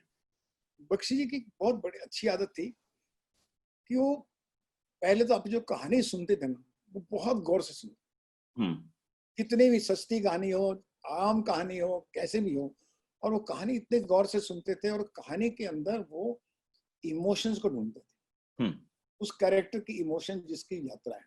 अच्छा, ये मुझे बाद में समझ आया। पहले तो हम लोग कहानी सुनाते हैं, फिल्म सुना रहे हैं जैसे हम लोग, और उस कहानी की जो व्यथा है और जो उसका इंटरनल पेन है, इंटरनल थिंकिंग है, वो उसको कैसे याद रखते थे मुझे मालूम नहीं। अगर 6 महीने बाद भी गाना रिकॉर्ड हुआ है, 1 साल गाना बाद भी रिकॉर्ड हुआ है, तो जिस वक्त वो लिखते थे और उसके अंतरे लिखते थे, तो उनके अंतरे मेरी फिल्म और मेरी स्क्रिप्ट के बारे में ज्यादा जानते थे देन मेरे सीन्स। ऐसा तो मुझे लगता था कि ये बंदा राइटर है या फिलोसोफर है या ऑब्जर्वर है, इन्होंने कितनी जिंदगी देखी है। सो मेरा बख्शी जी की कलम के साथ मेरा बहुत गहरा ताल्लुक था as a director. Being a writer I had a lot of respect for his work, and हर डायरेक्टर को एक लिरिक्स राइटर की और राइटर की बहुत कदर करनी चाहिए। हम लोग वो कदर नहीं कर पाते हैं, इसीलिए जो सिनेमा में हम लोग मिस कर जाते हैं बहुत सी चीजें कि राइटर ने कितने पेन से, कितने समझदारी से लिखा है, चाहे वो स्क्रिप्ट राइटर हो, डायलॉग राइटर हो या लिरिक्स राइटर। ये था हमारा तालमेल आपस में बहुत अच्छा था। मैं उनको अच्छी तरह समझता था, वो मुझे अच्छी तरह समझते थे। एक गाना आपका, मेरे हाथों में 9 चूड़ियां हैं।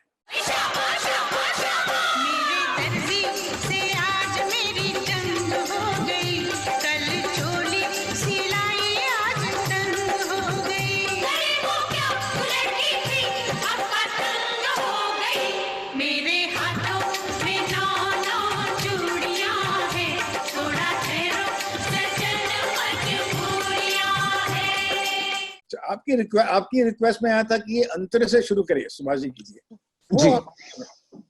बिकॉज ये गाना जो है, इसमें हमेशा खासकर ये वाला जो अंतरा है, ये मुझे बहुत यूनिक और लैंडमार्क लगता है। मतलब इस तरीके के बहुत गाने हमारी फिल्म के कैटलॉग में, हिस्ट्री में बहुत आए हैं, लेकिन इसमें वो जो एक मतलब एक बैलेंस जो बख्शी साहब ने क्रिएट किया है कि मेरे दर्जी से आज मेरी जंग हो गई, कल चोली सिलाई आज तंग हो गई। अब कोरस कहता है कि करे वो क्या, बेचारा दर्जी क्या करे, तू लड़की थी अब पतंग हो गई। तो डिस्क्राइबिंग एक लड़की जो एकदम वो जवानी बचपन उसके वो दहलीज पे है, मतलब उस ब्लॉसमिंग एवरी डे, उसको डिस्क्राइब करते हुए मतलब एक हिंट ऑफ सेंसुअलिटी भी है, येट वो इतना खूबसूरती से तहजीब और लिहाज के दायरे में है कि वो बैलेंस बहुत खूबसूरत लगता है मुझे। ये लाइन हमेशा से, मतलब जब से सुनता हूँ बहुत कमाल लगती है। मतलब कभी ऐसी लाइन अगर हम क्रैक कर सके तो मतलब काम हो जाए। मतलब ऐसा एज अ ह्यूमन बीइंग, कभी हम लोगों ने तो उनको उनके गानों के थ्रू ही देखा है, और बाद में चलिए जब ये इंटरनेट और यूट्यूब का जमाना आया तो कुछ उनके इंटरव्यूज वगैरह देखे, तो ही always seemed a very soft spoken man. But उनकी राइटिंग में हमेशा एक उनके लफ्जों में, उनके एक एक सेंटेंस में, एक एक लाइन में एक अजीब एक कमांड, एक वजन आता था। ऐसा लगता था कि that was his last word, वो ऐसे बोल देते थे जैसे एकदम। सो वो उनके व्यक्तित्व से कैसे निकल के आता था, ये मैं सोचता था कि एक एक शब्द, एक एक line used to be like a statement, कि फाइनल स्टेटमेंट बदल दिया, बोल दिया, इसके बाद इसको बदलना नहीं है। मतलब ऐसा लगता था मुझे उनकी लाइनें सुन के, आज भी लगता है। So how was it? मतलब मैं आपको बता नहीं सकता कि वो उनकी आदत थी हैरान करने की, मतलब कि आपको सरप्राइज देने की। अब गाना सुनेंगे तो ऐसा लगेगा सुना ही, आपको सिचुएशन बताएंगे तो ऐसा लगेगा सुना ही नहीं उन्होंने, फिर थोड़ा सा मुस्कुराएंगे, फिर एक सिगरेट पियेंगे, फिर मुस्कुराएंगे और बोलेंगे नहीं। और एक आदत जो उनकी खासियत, he was very humorous character but in his own way, who does not look humorous but he talks one liner। एक ही लाइन मारी, मतलब एक सुनार की 100 लोहार की, एक लाइन में ही सब कुछ बोल रहे। ओके। अब मुझे याद है कि उनको ये था, बताया था उन्होंने मुझे कि मैं कूली फिल्म लिख रहा हूँ सुभाष, और कूली एक वर्ड ऐसा है जो हमारे मीटर में कहीं भी फंसता नहीं है। यू सी, एक बड़ा कठिन वर्ड दे दिया मुझे एक डायरेक्टर मनमोहन देसाई ने, और इसके ऊपर मुझे गाना लिखना है, और मैंने बड़ी मुश्किल से लिखा। मैं ऐसा लगा कि मैं जान छूटी मेरी, ऐसे कहना। मैंने बोला क्या हुआ, तो तब उन्होंने लाइन सुनाई, और वो लाइन मुझे आज तक बहुत पसंद है, गाने में भी और फिल्म में भी। कुली सारी दुनिया का, रेलवे स्टेशन का कुली है जी। सारी दुनिया का बोझ हम उठाते हैं, लोग आते हैं लोग जाते हैं, हम वहीं के वहीं पर खड़े रह जाते हैं। करेक्ट, सही बात। सही बात। तो तंजिया भी एक उनका नेचर था। क्यों इरशाद जी, मैं सही कह रहा हूँ इरशाद भाई, कि एक उनका अपना सेंस ऑफ ह्यूमर। जी बिल्कुल सेंस ऑफ ह्यूमर एक अपना था। अगर आप देखो तो चाबी खो जाए वो गाना या कोई भी है, तो समाज की तरफ उनका एक अपना एक टोन आप कह लीजिए। और एक वो, जहां तक मैंने समझा है, मतलब I might be wrong, but एक कैरेक्टर के फ्रेम ऑफ माइंड को कम से कम शब्दों में एकदम साफ कैप्चर करना। जैसे मैंने इस गाने को जब भी हमेशा समझा कि जादू तेरी नजर, खुशबू तेरा बदन, डर का, तू हाँ कर या ना कर, तू है मेरी Kiran. Because the film is about an obsessive lover, तो उसका फ्रेम ऑफ माइंड इस लाइन में कितनी खूबसूरती से कैप्चर होता है कि तू हाँ कर या ना कर, तू है मेरी किरण। क्योंकि वो कैरेक्टर जो है वो साइकिक कैरेक्टर है। आप देखिए साइकिक कैरेक्टर बस यही है जो है। बिल्कुल, हाँ, करेक्ट। अब मैं बुलाना चाहूंगा हमारे तीसरे guest master lyrics writer Kumar ji को। कुमार जी को सब जानते हैं, चाहे वो गाना बॉबी डॉल है सोने की हो या सोनियो हो, या जितने भी हिट गाने आज सुन रहे हैं आज कुमार साहब ने लिखे हैं। नमस्कार जी सुभाष जी। नमस्कार, वेलकम वेलकम कुमार जी। बहुत अच्छा कैसे लगा आप आए जी, उनके फैन रहे मैंने जब भी आपको मिला हूँ, और आप में और बख्शी जी में मैंने काफी समानता देखी है। वो भी पंजाब से, आप भी पंजाब से, आपका भी सेंस ऑफ ह्यूमर उतना ही है जितना बख्शी जी का था। तो आपका क्या विचार है? इरशाद भाई ने जैसे बोला, जैसे अमिताभ ने बताया कि वैसा इम्पैक्ट मुझ पे भी रहा बख्शी साहब का, क्योंकि जब मैं पंजाब से आया तो बख्शी साहब के गीत सुन रहा था, लेकिन बख्शी साहब के नाम से वाकिफ नहीं था मैं।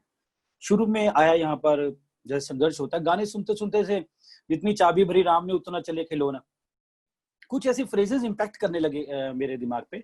और मुझे लगता है सुभाष जी, जहां तक बख्शी साहब के गीतों को सुन के मुझे ऐसा लगता है कि उनको बहुत अर्ली एज में ये पता लग गया था कि दिल से दिल का रास्ता सीधा जा रहा है, इसलिए दिमाग की गालियां नहीं छाननी है। वो करैक्टर को जी के लिख रहे थे, जब भी सिचुएशन आती थी होगी वाकई वो फिलॉसफी लिखनी, पोइट्री लिखनी, शायरी लिखनी, वो लगता है कभी कभी ऐसा लगता है कि हम चांद के पीछे से परियां निकाल लेंगे, है ना, आसमां के पीछे से भगवान को निकाल लेंगे, लेकिन जब ये कुली ऐसे करैक्टर सामने आ जाता है सर, तो ऐसा लगता है यार इस पे क्या लिखे जाएंगे। तो मुझे लगता है, मैं ऐसे काल्पनिक सोच रहा हूँ इस बात को कि शायद वो ट्रेन से सफर कर रहे होंगे, उन्हें कुली की जो ये बात उसको महसूस कर लिया होगा, और जब सिचुएशन आई और उसको लिख दिया होगा, क्योंकि वो इमेजिन करते थे कैरेक्टर की। yes, वो उसको कहाँ देखा है, अगर कुछ हाँ बारे में, तो अगर खलनायक होगा तो कैसा होगा। करेक्ट। और वो राइटिंग की यूनिवर्सिटी है, यूनिवर्स के साथ बैठ के गाना लिखते होंगे शायद जी जी। तो उस एंगल से शायद बहुत सारी राइटिंग बख्शी साहब ने लिखी। आपकी जो लिस्ट ऑफ चॉइसेस आई है उसमें बड़ा मजेदार गाना है चिट्ठी आई है, चिट्ठी आई है। ये गाना सुनेंगे पहले हम, फिर इसकी चर्चा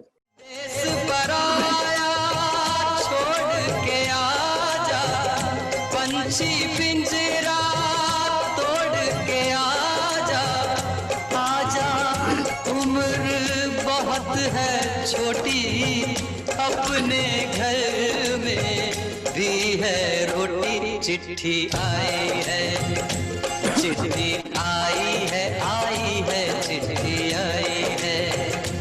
क्या गीत है सर। तो आपने अंतरे के बारे में क्यों कहा सर? इसमें एक लाइन आती है कि आजा उम्र बहुत है छोटी, अपने घर में भी है रोटी।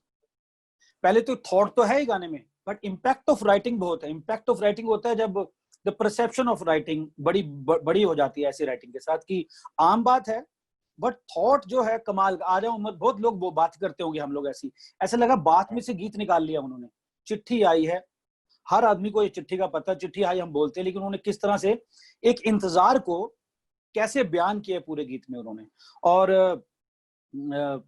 आजा उम्र बहुत ही छोटी, अपने घर में हम अपने ख्वाबों और ख्वाहिशों के लिए अपने घर छोड़ देते हैं, घर वालों को छोड़ देते हैं, और उनके साथ रहते हैं जिनसे हमारा खून का रिश्ता नहीं होता, और बेगाने लोगों के साथ पूरी उम्र बिता देते हैं। अगर मसला रोटी का ही है तो रोटी तो अपने घर में भी मिलती है। आने वाले वक्त पे शायद ये शब्द बख्शी साहब के इसी गीत से यादगार रहेगा। जब जब यूट्यूब खोलेगा तो ये गीत से चिट्ठी अमर रहेगी। और ये ईमेल का जमाना है, जैसे गाना जो आपने भेजा है कुमार जी, हाँ जी, बहुत मेरी पसंद भी बहुत है, मेरे दिल का गाना है और मैं हमेशा ये गाना गाता हूँ। और ये बख्शी जी का बहुत ही बेहतरीन गानों में से गाना मैं मानता हूँ। जिंदगी के सफर में गुजर जाते हैं मुकाम, वो फिर नहीं आते, इसकी बात ही कुछ अलग है। लेकिन आपने कहा कि सुभाष जी को अंतर सुनना है, फूल खिलते हैं लोग मिलते हैं, वो सुनना है। पहले वो सुनाता हूँ मैं आपको इसका अंतरा, फिर मैं आपसे बात करूँ। फूल खिलते हैं लोग मिलते हैं, मगर पतझड़ में जो फूल मुरझा जाते हैं, वो बहारों के आने से खिलते नहीं। कुछ लोग एक रोज जो बिछड़ जाते हैं, वो हजारों के आने से मिलते नहीं। क्या अच्छी लाइन है, देखिए, कुछ लोग एक रोज जो बिछड़ जाते हैं, वो हजारों के आने से मिलते हैं। क्या बात है, बहुत खूबसूरत लिखा है बख्शी ने। और ये गाना जो आपने चुना है, मैं समझता हूँ ये इरशाद भाई का भी और अमिताभ जी का भी फेवरेट होगा। ये हर शायर का, हर दिल वाले का जो जिंदगी उसका फेवरेट जिंदगी का सच है। जो हम बोलते हैं ना, एक बार जो बिछड़ जाता है, जो चला जाता है दुनिया से, कभी लौट के आता नहीं। बड़े बाखूबी ढंग से एक ही सच को बार बार लिखा है बख्शी साहब ने, एक ही सच को बार बार लिखा, अलग अलग अंदाज में लिखा।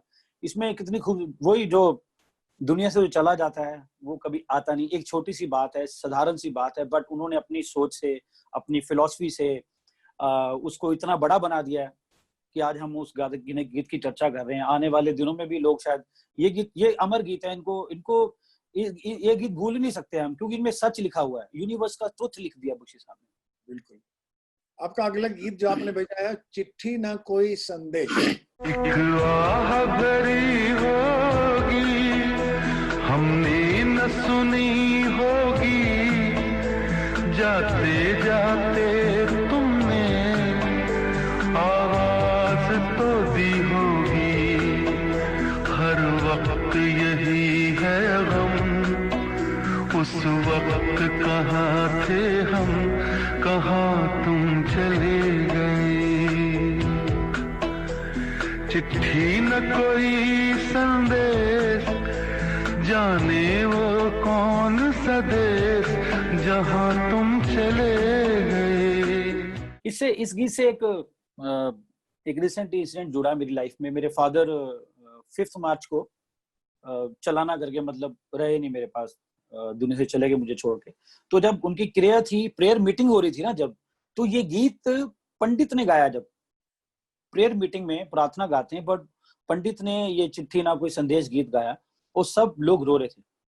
इसमें वही सच है, वही बात है कि मैं दूर था, पापा जलंधर थे, बट उसका इंसिडेंट की बख्शी साहब ने मौत को भी महसूस करके लिखा है। एक जिंदा आदमी मौत को महसूस कर रहा है कि वो जा रहा है आदमी, वो क्या सोच रहा होगा उस वक्त, क्या उसके जहन में क्या चल रहा होगा, उसके जहन में क्या चल रहा होगा, कितने ख्यालात हो गए। पूरी उम्र सिमट के एक लम्हे में आ गई होगी उस वक्त, एक आह भरी होगी। और सबसे खास बात है कि उस वक्त गम और उस वक्त कहाँ थे हम, 2 बार वक्त आ रहा है उस लाइन में, लेकिन दोनों के मायने कितने बड़े हैं। एक जाने वाले का, एक जो उधर जिंदगी में है, और उसका वक्त है। और बड़ा है, मुझे लगा कि मौत को कितने करीब से महसूस करके लिखा हुआ है ये गीत बख्शी साहब ने। सल्यूट है उनको इस राइटिंग के लिए। Sensitivity to the situation, people situation में सर, सिचुएशन पे हिट गीत लिखना ये बख्शी साहब से सीखा है, क्योंकि आज भी हम लिखते हैं सिचुएशन पे। मुझे लगता है कहीं ना कहीं जो आज हुक लाइन हम लिख रहे हैं, हुक लाइन का टैग हम सब पे लग गया है, बट हुक लाइन का जो क्रिएटर है वो बख्शी साहब ही हैं। उस नामकरण अब हुआ है, बट हुक लाइन उन्होंने पहले लिखनी शुरू कर दी थी। तो छोटे छोटे टुकड़े थे, पहले टुकड़ा बोला जाता था, है ना, पहले बोलता था मुखड़ा क्या है, लेकिन अब सुभाजी पूछा जाता है गाने की हुक लाइन क्या है। सिर्फ हुक लाइन पे गाना तय हो जाता है। हुक लाइन आ गई तो समझ लो आपको जन्नत मिल गई है, गाना पूरा कंप्लीट हो जाता है। आज हुक लाइन का दौर हो गया, लेकिन नामकरण हम पे लगा, पहले हो गया था ये, मुझे लगता है। कुमार जी, आपकी तारीफ करते हुए मैं कहूंगा कि आपके अंदर भी गाने ऐसे हैं जिसमें sense of humour with philosophy है। आपके कई गाने मैंने सुने हैं, सोनियो गाना है, जैसे बहुत से गाने हैं जो कि आप में बख्शी जी की बहुत की तरह आपके अंदर भी वो क्वालिटीज हैं कि जहाँ आप को एक मुस्कुराहट से देखते हैं लेकिन दिल से महसूस करते हैं, और वो एक शायर के लिए बहुत एक जरूरी चीज होती है, और वो है आप में है, अमिताभ जी में है। हाँ जी, मुझे लगता है कि आज की जनरेशन में सर इम्पैक्ट ऑफ राइटिंग किसी गीतकार का है, वो अनंत बख्शी साहब का है। हर आदमी उनके गीत सुनता है। हाँ, असर बहुत है बख्शी साहब का। अगर आप गीतकारों में बैठेंगे जो ऊपर उठ रहे हैं, जो बैठ भी सफल हो गए हैं, जब भी चर्चा होती तो लगता है गीत की, जब शायरी की बात हो, पोइट्री की बात हो, मैं नहीं जानता, लेकिन जब गीत की बात हो तो मोहर तो बख्शी साहब के नाम पे लगती है। गीत में जो वो फिलॉसफियां ले आए हैं, कहानियां बोल दी, लोगों के दिल की बात कर दी। शायद मुझे लगता है वो खुद की बात कभी करके नहीं गए, पूरी दुनिया की बात की उन्होंने हर बार। बिल्कुल सही कहा, वो खुद की बात कभी भी नहीं करते थे। कभी भी मैंने उनको तारीफ करते नहीं सुना, अपनी कभी और के लिए नहीं सुना, कुछ नहीं सुना। आदमी मुसाफिर है, आता है और जाता है, आते जाते रास्ते में यादें छोड़ जाता। क्या बात है। आदमी मुसाफिर है, आता है जाता है,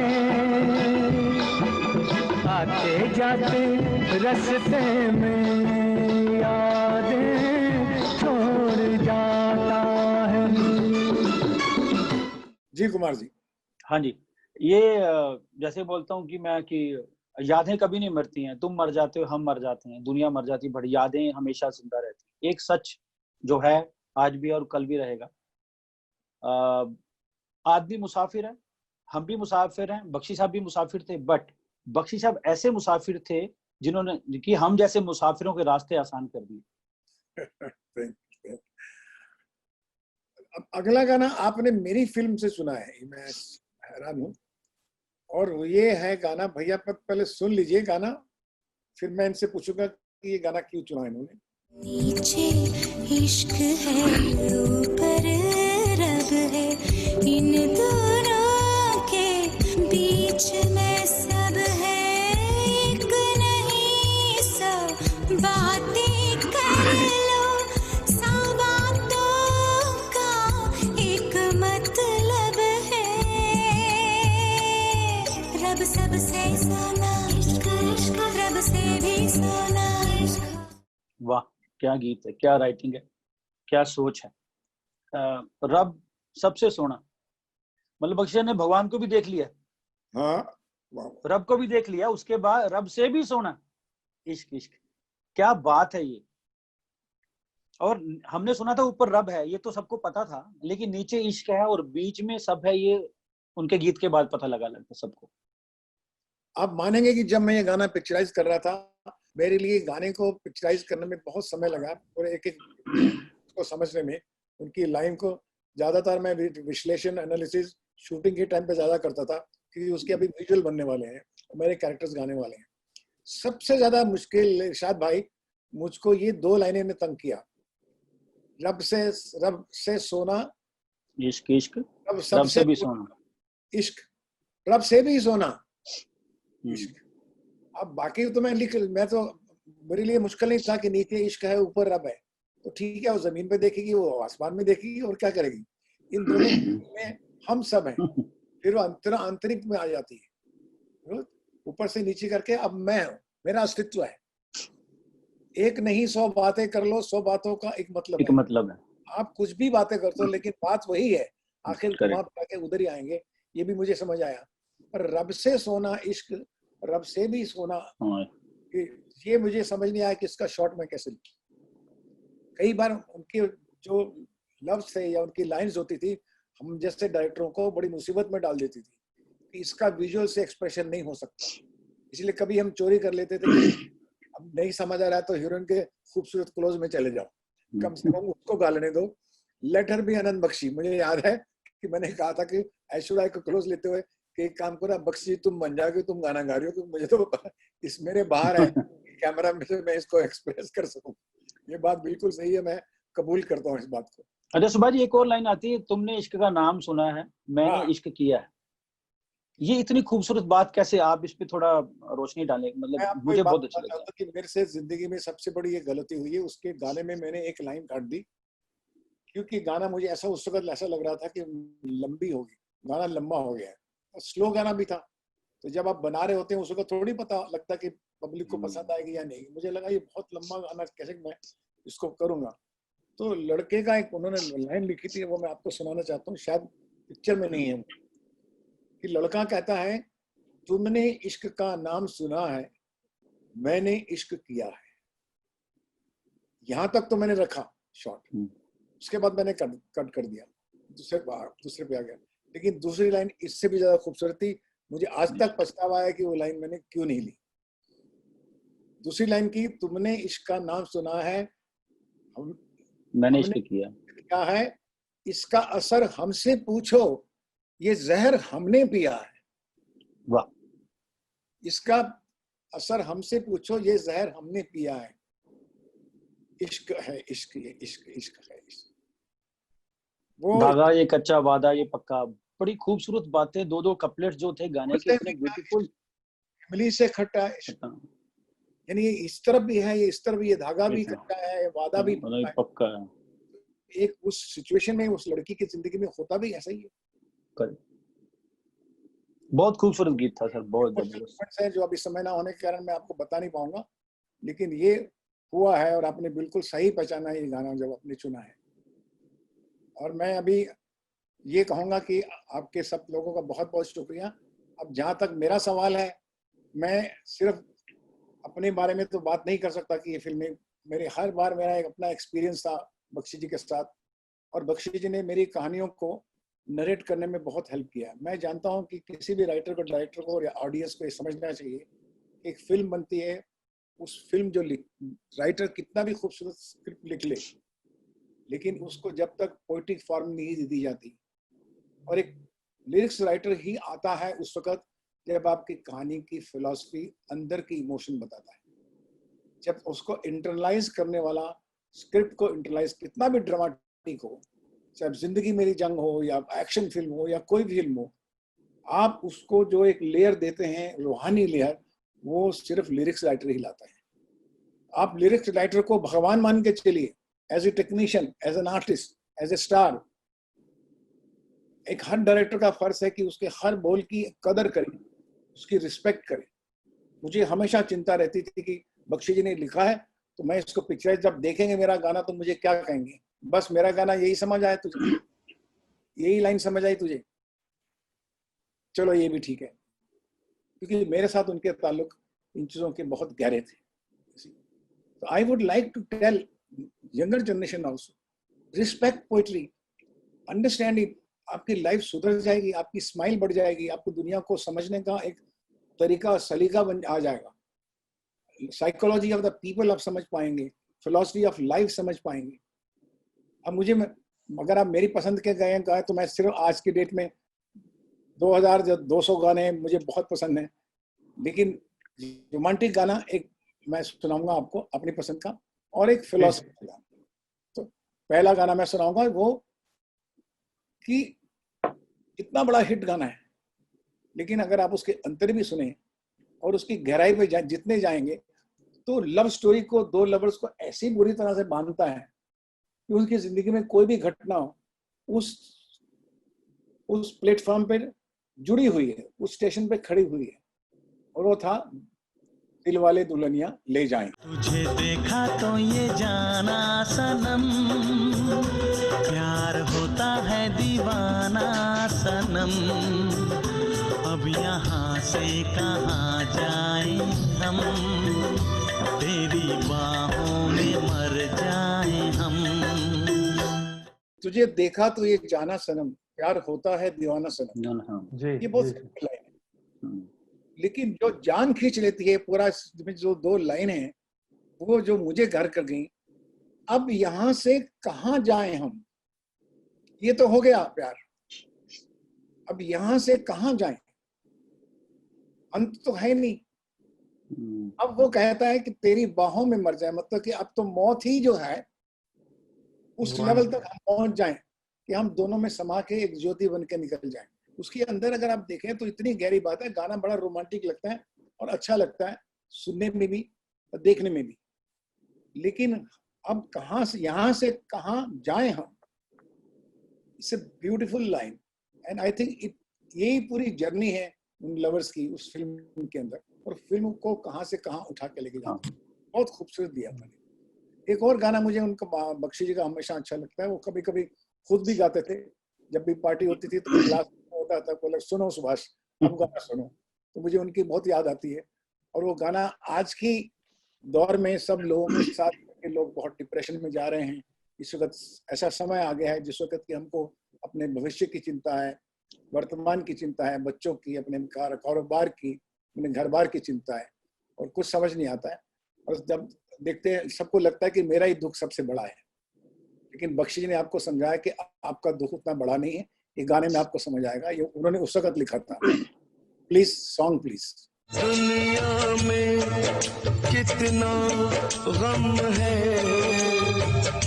मेरा गम कितना कम है, लोगों का गम देखा तो मैं अपना गम भूल गया।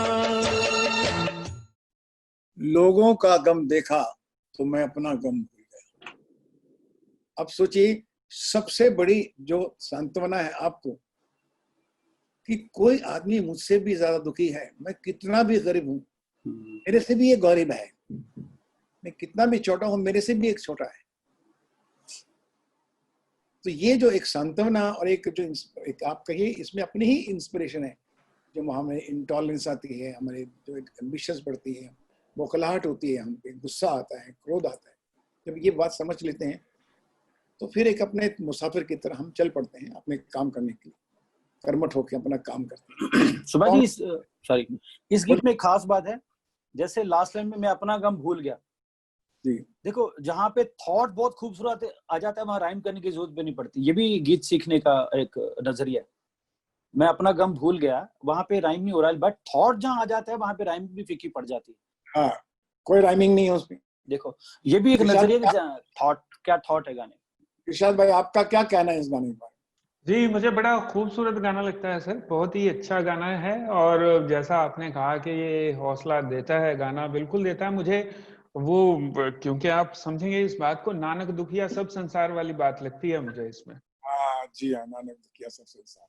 तो इरशाद भाई वो थॉट के बारे में जो मैं बोल रहा हूँ, एक थोड़ा रोशनी आप भी डाल सकते हैं कि जैसे राइम नहीं हुआ वर्ड, बट थॉट जहाँ पे आ जाता है वहां पे राइमिंग भी कुछ नहीं कर पाती। हाँ करेक्ट, अगर वो थॉट अपने आप में बहुत कंप्लीट हो जाता है, कंप्लीट है तो जैसे एक और बख्शी साहब का गाना, जिस मतलब वो भी एक लाइफ की फिलोसफी है, बहुत बड़ी फिलोसफी है वो, तुम बेसहारा हो तो किसी का सहारा बनो, तुमको अपने आप ही सहारा मिल जाएगा। तो जैसे वो भी जो थॉट है कि मतलब एक जो वॉइड है नहीं, वो हम लोग उनके बहुत सारे गानों में ऐसा है। वो गाना हाँ, ये तो गाना सुनने में ही मतलब तुमको अपने आप में सहारा मिल जाएगा, अपने आप में बड़ी बात है। जैसे मुझे एक गाना दोस्त पिक्चर का उनके याद आ रहा है, गाड़ी बुला रही है, सीटी बजा रही है, चलना ही जिंदगी है, चलती ही जा रही है। अब ये चलना ही जिंदगी है, चलती ही जा रही है, अपने आप में बहुत बड़ी बात है। सही बात, करेक्ट। और कितनी आसान। आप बता दे तुझे कैसे जिया जाता है। हाँ बिल्कुल।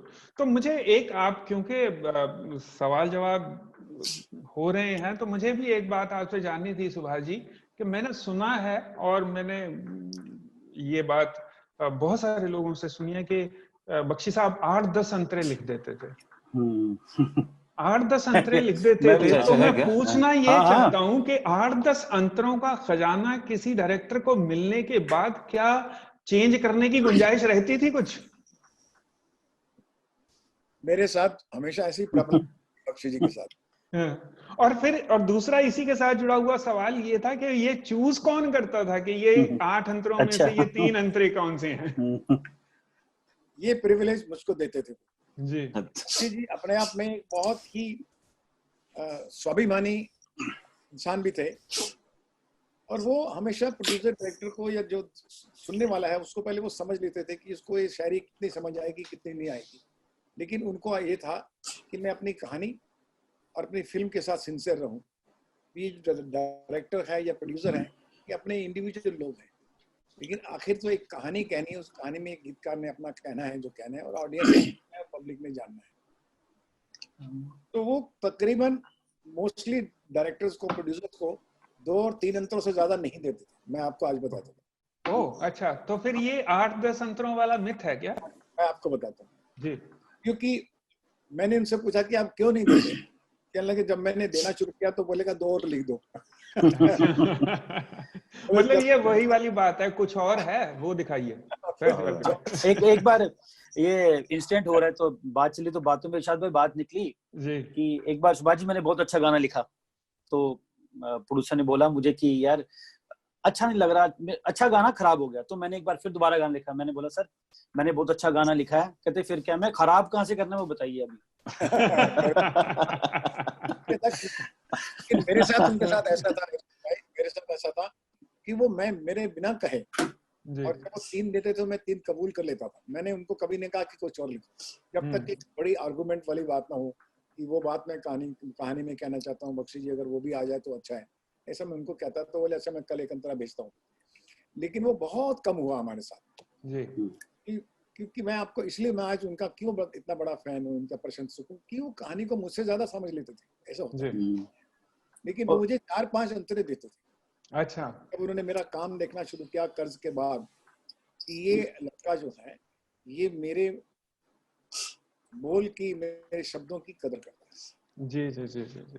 और ये आज तो अपने तो वो क्या करते थे, 4-5 अंतरे मुझे लिख के देते थे, मैं पांचों के पांचों लिख देता था, और बिल्कुल बच्चे की तरह, स्टूडेंट की तरह लिख के, अब मैं घर आके वो 5 अंतरे जो हैं 2 दिन तक पढ़ता ध्यान से, दूर से, और ये देखता था कि मेरी फिल्म में कौन सा अंतरा है। पांचों के पांचों अच्छे हैं, लेकिन मेरे कैरेक्टर और सिचुएशन की प्रोग्रेशन में कौन सा अंतरा जो है वो फिट होगा, जो उसको आगे प्रोग्रेस कर सके। क्योंकि तो शायरी है, बोलते ही जा रहे हैं, अच्छी बातें बोल रहे हैं, लेकिन मुझे अभी उतना ही उठाना है जितना कि 2 अंतरे उठाने हैं या 1 अंतरा उठाना है, और ये अंतरा मैं उस कैरेक्टर के द्वारा कहूँगा, उसके इमोशन से लेके जाऊंगा। तो आप भी, मेरे पास एक किताब है, मेरी लाइब्रेरी है, मैं आपको बताता हूँ कि बख्शी जी के बहुत से अंतरे मेरे पास पड़े हुए हैं। क्या बिल्कुल, मैं यही कहने ही वाला था कि अगर 5 अंतरे आप लेके जाते थे और 3 इस्तेमाल करते थे, तो आप तो खुद पिछली गली से खुद आनंद बख्शी हो सकते हैं दूसरी तरफ से। वही अंतर दिखाते। और मैं तो छोटे मोटे लिखता हूँ तो बख्शी जी याद आते हैं मुझे, बात चलती है मुझसे, और मेरे पास इतने अंतरे कि आप नए गाने बना सकते हैं, अच्छे अच्छे अंतरे। दीवाना दिल के गाने उन्होंने अच्छे लिखे, उसके कितने अंतर लिखे। नहीं, क्या मीटर था दीवाना दिल का सर? मीटर क्या था उसका? इतना अलग ये बात है, उसके बहुत इश्क बिना। और सुभाष जी, ये आपका जो गाना था दिल दीवाना, जो परदेश का गाना था जी, हाँ, तो मुझे ये ऐसे ही, मेरा बड़ा पसंदीदा गाना है, और मुझे उन्हीं का वो गाना भी याद आया जहां पे जब वो दीवाना और दिल का इस्तेमाल करते हैं, तो मुझे ऐसा लगा कि वो एक खेल करते हैं, दीवाना और दिल एक खेल करते हैं दोनों आपस में। अब यही गाना, ये दिल दीवाना है, दीवाना दिल है, ये दिल दीवाना, अब वहां भी खेल, ये दीवाना दिल दीवाना, आपके वाले जो प्रदेश वाला सिचुएशन है, कर। तो वहां पे फिर वही वाला एक खेल हुआ है, जैसे मुझे लगता है ना, एक आदमी का दिल नहीं भरता है एक बात, एक उस लफ्ज को कह लीजिए या इमोशन को कह लीजिए, वो खेल, वो कैसा खेल सर वो। और दूसरी बात मुझे ये बताइए सर कि वो कंपोजिशन के जैसा कि खुद कर भी लेते थे, जब वो कंपोजिशन में बंध जाते थे, तब आनंद बख्शी, बतौर आनंद बख्शी कितना खुल पाते थे? बख्शी में बहुत बड़ी खूबी थी जी, ट्यून पर भी अच्छा गाना लिख लेते थे। जी जी जी, वो तो ऑब्वियसली, बेशक। अभी जो इश्क बिना क्या जीना यारा, ये उन्होंने गाना उन्होंने ट्यून पे लिखा, रहमान ने उनको ट्यून भेजी और उसके ऊपर उन्होंने पूरा गाना लिखा, और वो गुड़ से मीठा उसके ऊपर लिखा। लेकिन जब गाना नहीं सामने, ये अलग बात है, तो ट्यून नहीं बनेगी जी। गाना लिखा उन्होंने, वो मुझे दिया और मैंने रहमान से आके उससे ट्यून बनवाई, नहीं सामने अलग बात। तो दोनों में उनमें बहुत बड़ी खूबी थी। अभी आपने जो एक बात कही कि दिल दीवाना, दीवाना दिल जी, दिल जो प्रदेश का गाना है जी जी जी जी। अगर मैं उनके घर गया था, मुझे याद है, और मैंने कहा कि सब क्या सिचुएशन है तुम्हारी, समझ गई मैंने, सिचुएशन वही है, पुरानी सिचुएशन है, कोई इतनी लड़का, मेरा भी ऐसा होता है, कोई नहीं है ऐसा कुछ।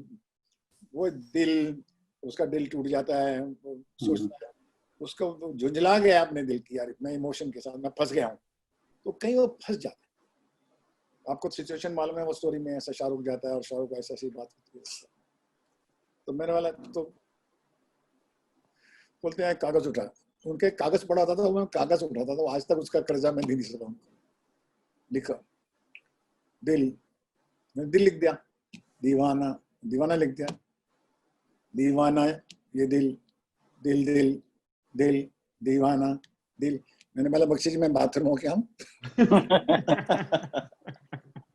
बोला रुकने लग गए और मैं बाथरूम चला, बोले जाओ क्या, उनके बाथरूम में आया। अब आके मैंने बोला बख्शी जी आपने 2000 गाने दिल के लिखे, कुछ तो तरस करो मेरे पे है। तो बोले अच्छा तू कल आना, हंसने लगे है। और जैसे मैं घर पहुंचा तो 2 घंटे बाद मुझे फोन आया, तो वापस आओ, बांद्रा में ही रहते मेरे पास। मैं वापस गया, फिर पहुंच गया, लिखो ये गाना, पहले ये पैपी होगा, वही होगा जो घिसा पिटा है, तो तुमने कहा दिल दीवाना दिल दिल, वो म्यूजिकली कर लेगा वो, नदीम, जब उन्होंने मुझे कहा सुन आगे लिख, मैंने उसकी शहर को छोड़ा, उसकी गली में दिल को तोड़ा, फिर भी सीने में धड़कता है ये दिल, मैंने दिल से उसे निकाला जो करना था कर डाला, फिर भी याद उसी को करता है। ये तेरी कहानी है कि नहीं, तेरी कहानी है कि नहीं पता इसकी? मैं बोला जी आई है, अब बाथरूम जाने की जरूरत नहीं। गाना वहां था, पहला तो एक राइमिंग है, एक गुरु बोलते हैं उसको, गुरु डाला था उन्होंने। ये कुमार ने जो वो हुक लाइन वाली बात की थी, बख्शी साहब को ये एजाज बख्शा था हुक लाइन का, वो मुझे लगता है वही वाली बात है। पहले उन्होंने वो थोड़ा सा हुक लाइन बनाने की कोशिश की थी दिल दीवाना से। और इरशाद भाई, सुभाष जी, मुझे ऐसा जैसे 3-3 आंतरे उन्होंने लिखे, 10-10 आंतरे लिखते थे।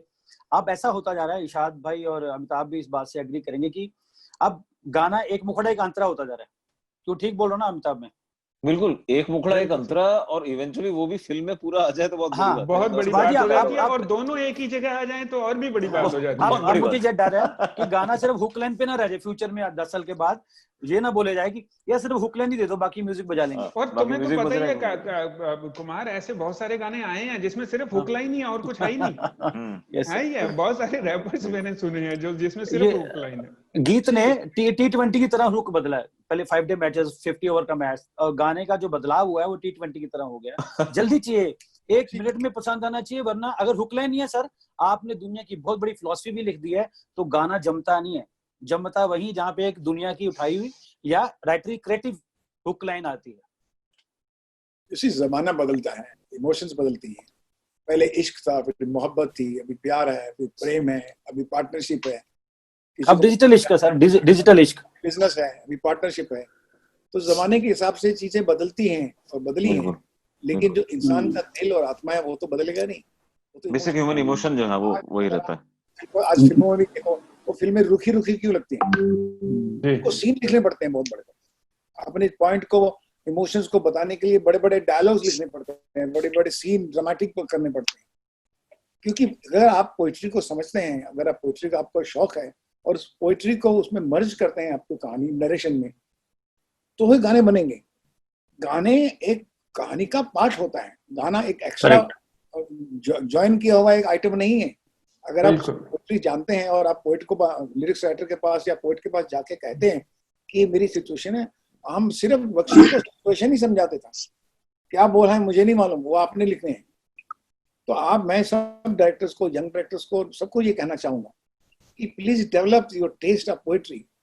इवन बच्चों को भी कहना चाहूंगा, जिस बच्चे को पोइट्री का सेंस है, वो जिंदगी में भी, चाहे वो डॉक्टर है, एक डॉक्टर भी एक अपने बातचीत के अंदर अपनी पोइट्री लिखा रहेगा। तो शायरी से नहीं है, आपकी बातचीत के अंदर एक रूहानी ताकत आती है।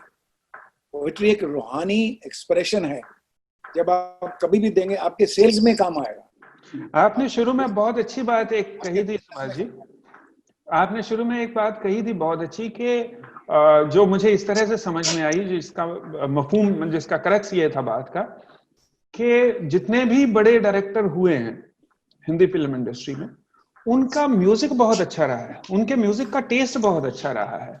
वो बिमल राय रहे हों या राज कपूर साहब रहे हों या आपकी पिक्चरें देख लीजिए या यश जी की पिक्चरें देख लीजिए, उनका म्यूजिक का टेस्ट बहुत अच्छा रहा है पिक्चरों में, और उन्होंने वीव बहुत अच्छा किया है म्यूजिक को। और आप सबको देखेंगे, यश चोपड़ा जी को देखिए, राज साहब को देखिए, जितने भी बड़े बड़े डायरेक्टर थे, इन लोगों ने अपने राइटर्स को बहुत बड़ी महत्वता दी है, बहुत बिल्कुल इंस्पायर किए हैं उनको। कहानियां दिन रात उनके साथ बैठे हैं, उनके साथ खाने खाए।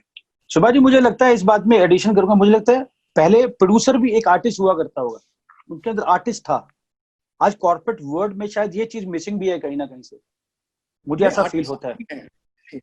एक तो पॉपुलेशन बढ़ गई है तो स्केल भी बढ़ गया है, ऐसा नहीं, आर्टिस्ट भी आज भी बहुत हैं, बच्चे लोगों के अंदर बहुत। और एक और चीज जो शुरू में इरशाद भाई ने भी कहा, कुमार भाई ने भी कहा कि कहीं ना कहीं जो हमारा हमेशा से ट्रेडिशन था कि फिल्म में गाने अच्छे होते थे, म्यूजिक अच्छा होता था, लेकिन पहले समझ लीजिए गाने आ गए, हमने उनको रेडियो पे सुन लिया या चित्रहार में सुना, जो भी हुआ, जब हम उसको थिएटर में देखने जाते थे तो उसको जिस तरीके से दर्शाया जाता था, वो मोमेंट का जो हम पे इम्पैक्ट आता था, आजकल वो रन टाइम कम हो गया, वो गानों का थिएटर में वो इम्पैक्ट चला गया। मतलब हम जब जाते हैं, गाने टुकड़ों में रहते हैं, पोर्शन में आते हैं, उन बैकग्राउंड में चले जाते हैं, उन पे डायलॉग होते हैं, तो गानों का इम्पैक्ट चला जा रहा है क्योंकि उनका वो प्रेजेंस नहीं रहता है हमारी फिल्मों में। वो भी एक बड़ा फैक्टर है, आई फील, कि जिसकी वजह से शायद मेरा ये मानना है अमिताभ जी कि गाने भी तो डायलॉग ही हैं।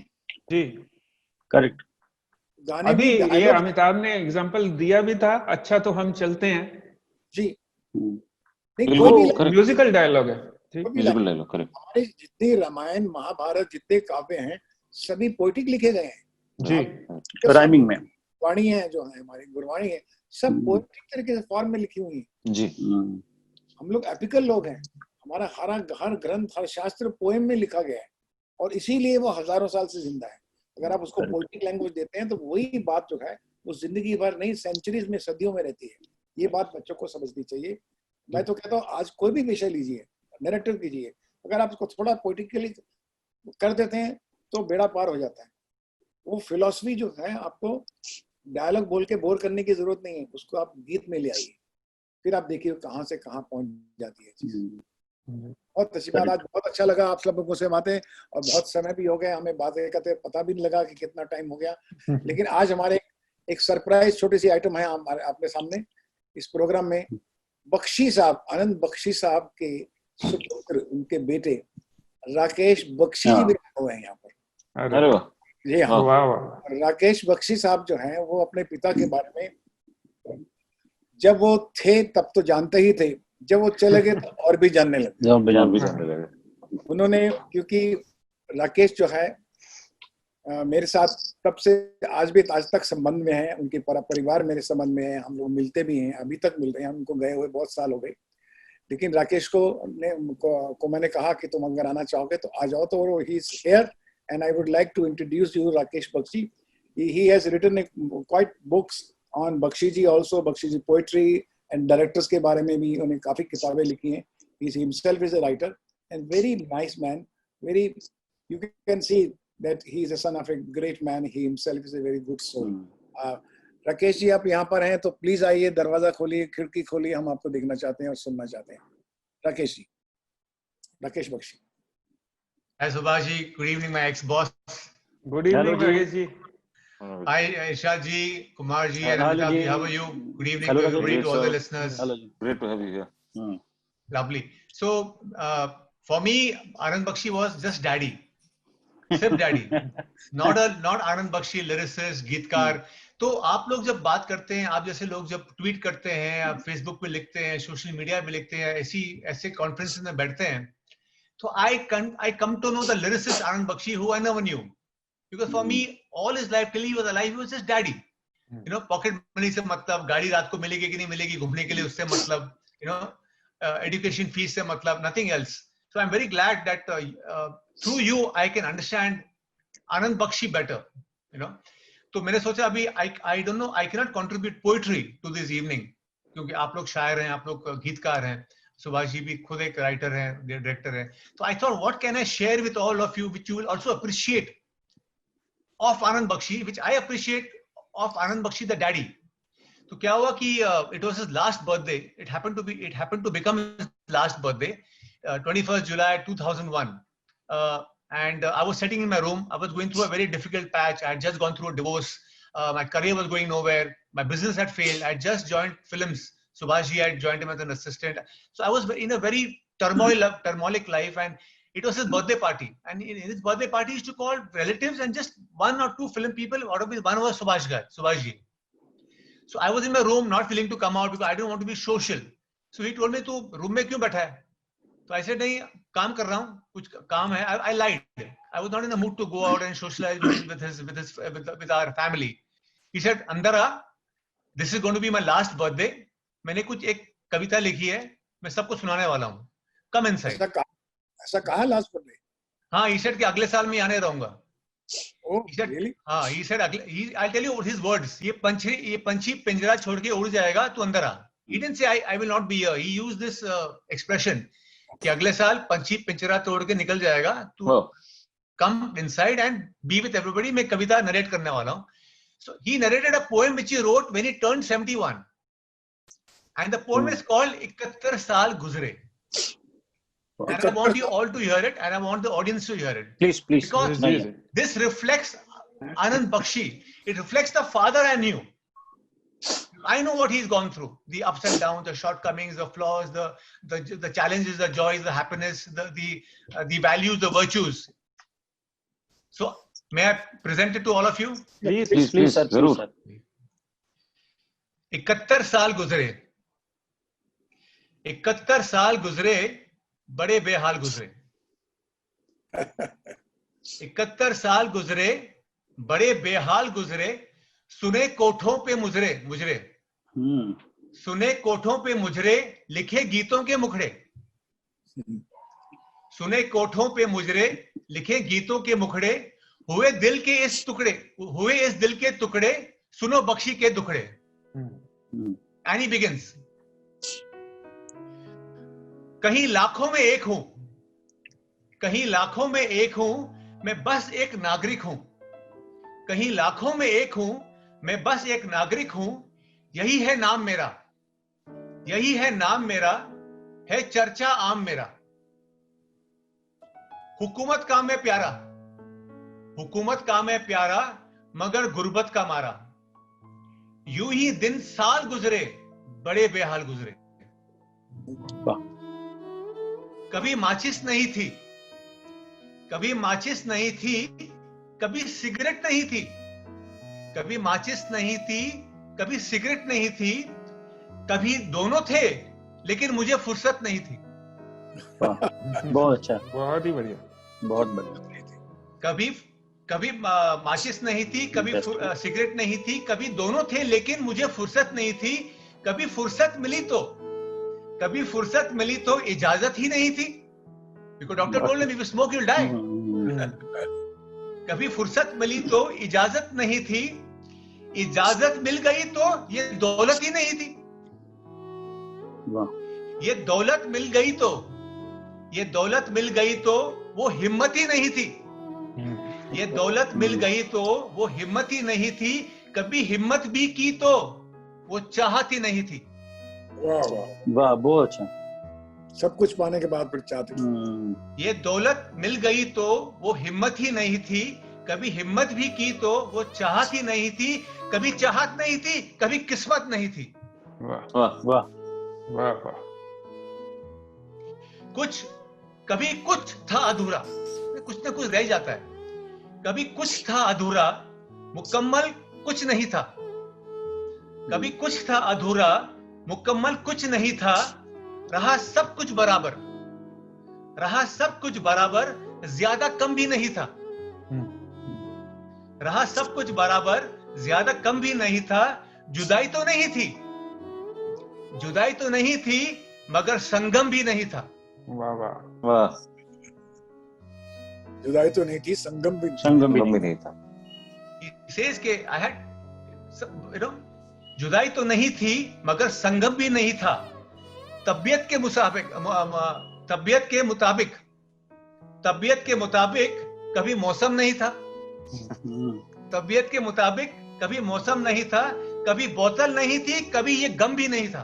क्या बात है.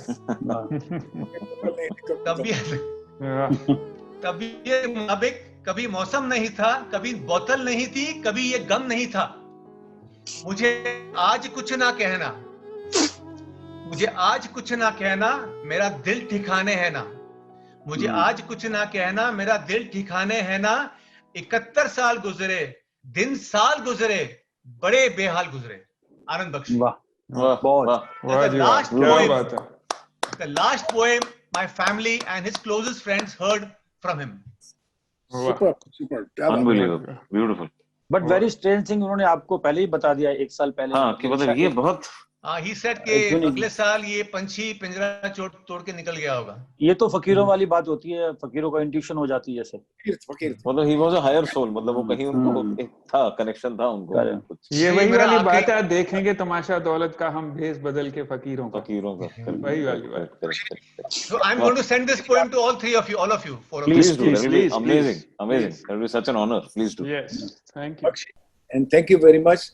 And I would like to request, now I will close the meeting now, and I would like to request the president of Whistling Woods, उनकी टीम ने बहुत अच्छा काम किया है, इन्होंने ये पूरा प्रोग्राम बनाया और ये गानों का सिलेक्शन किया, आपको बुलाया, सबको बुलाया और बुला के चर्चा करी. Thank you so much. Thank you so much for making this evening so alive. I could feel Bakshi ji's presence amidst us. He's one of the most unassuming legends that I think I can say I have met in my life. I have beautiful memories of seeing him, admiring him from far, and really listening to his lyrics and understanding them deeper as I've grown older. So thank you so much for this beautiful evening. I'm very, very grateful to each one of you.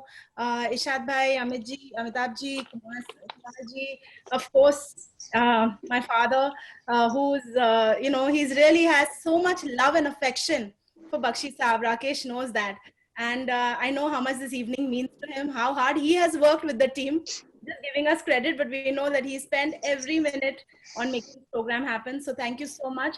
My team members at Whistling Woods and Mukta Arts who've really contributed towards this evening. And like Subhaji said, our partners, Bollywood Hangama, Saregama, all your support, because I think these kind of evenings when we are celebrating a legend like Bakshi Saab, it needs for all of us to come together. Bakshi आखिरी दिनों में बहुत बीमार थे और मैं उनके साथ था जी, और मैं बोला बख्शी के आपको गाने तो लिखने ही पड़ेंगे, पर मुझे याद है कि मैं उनके बेडरूम में जाकर भी म्यूजिक डायरेक्टर के साथ बैठ के भी गाने लिखवा लेता था, लेटे भी वो गाने लिखते थे. ये उनके लिए बहुत बड़ी शक्ति थी. दोस्त थे तो मुझे इंस्पायर करना भी मेरा फर्ज था. तो उन दिनों में उन्होंने एक गाना लिखा था जो मेरे लिए नहीं था, शायद उन्होंने अपने लिए लिखा होगा, और फिर मुझे सुनाया उन्होंने. और वो फिर गाना मैंने उनसे कहा कि आप मुझे ये गाना गिफ्ट कर दीजिए. मुझे नहीं मालूम मैं किस फिल्म में रखने वाला हूँ, मैंने हमेशा आपसे फिल्म के लिए गाने मांगे हैं. आज मैं गाना मांगना चाहता हूँ आपसे, ये गाना जो लिखा है वो मुझे दे दीजिए, और मैं कहीं ना कहीं इस गाने को मैं जरूर, कभी मैंने ऐसा किया नहीं कि गाना लेकर फिल्म बनाई हो, ये पहली बार था कि मैंने गाना को बोले सुभाष तुमने मांगा है, मैंने तुम्हें एक गिफ्ट दिया गाना. वो गाना फिर हमने रिकॉर्ड भी किया अनु मलिक के साथ, एक फिल्म बनाने वाले, वो बनी नहीं. और वो गाने का जो है, मैं कोई बर्फ नहीं जो पिघल जाऊंगा, मैं कोई हर्फ नहीं जो चल जाऊंगा. बहुत बीमार है. मैं कोई बर्फ नहीं जो मैं पिघल जाऊंगा, मैं कोई हर्फ नहीं जो बदल जाऊंगा, अरे मैं तो जादू हूँ, जादू चल जाऊंगा. मैं कोई बर्फ नहीं हूँ जो पिघल जाऊंगा, मैं कोई हर्फ नहीं हूँ जो बदल जाऊंगा.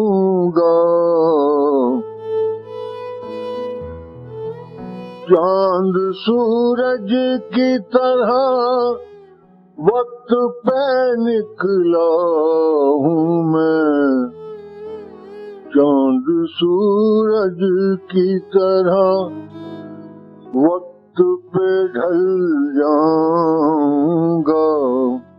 मैं कोई बर्फ नहीं हूँ जो पिघल जाऊंगा.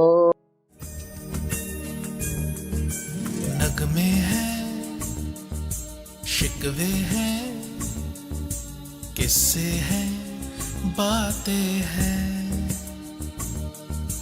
बातें भूल जाती है, यादें याद आती है. ये यादें किसी दिलो जानम के चले जाने के बाद आती है. यादें यादें यादें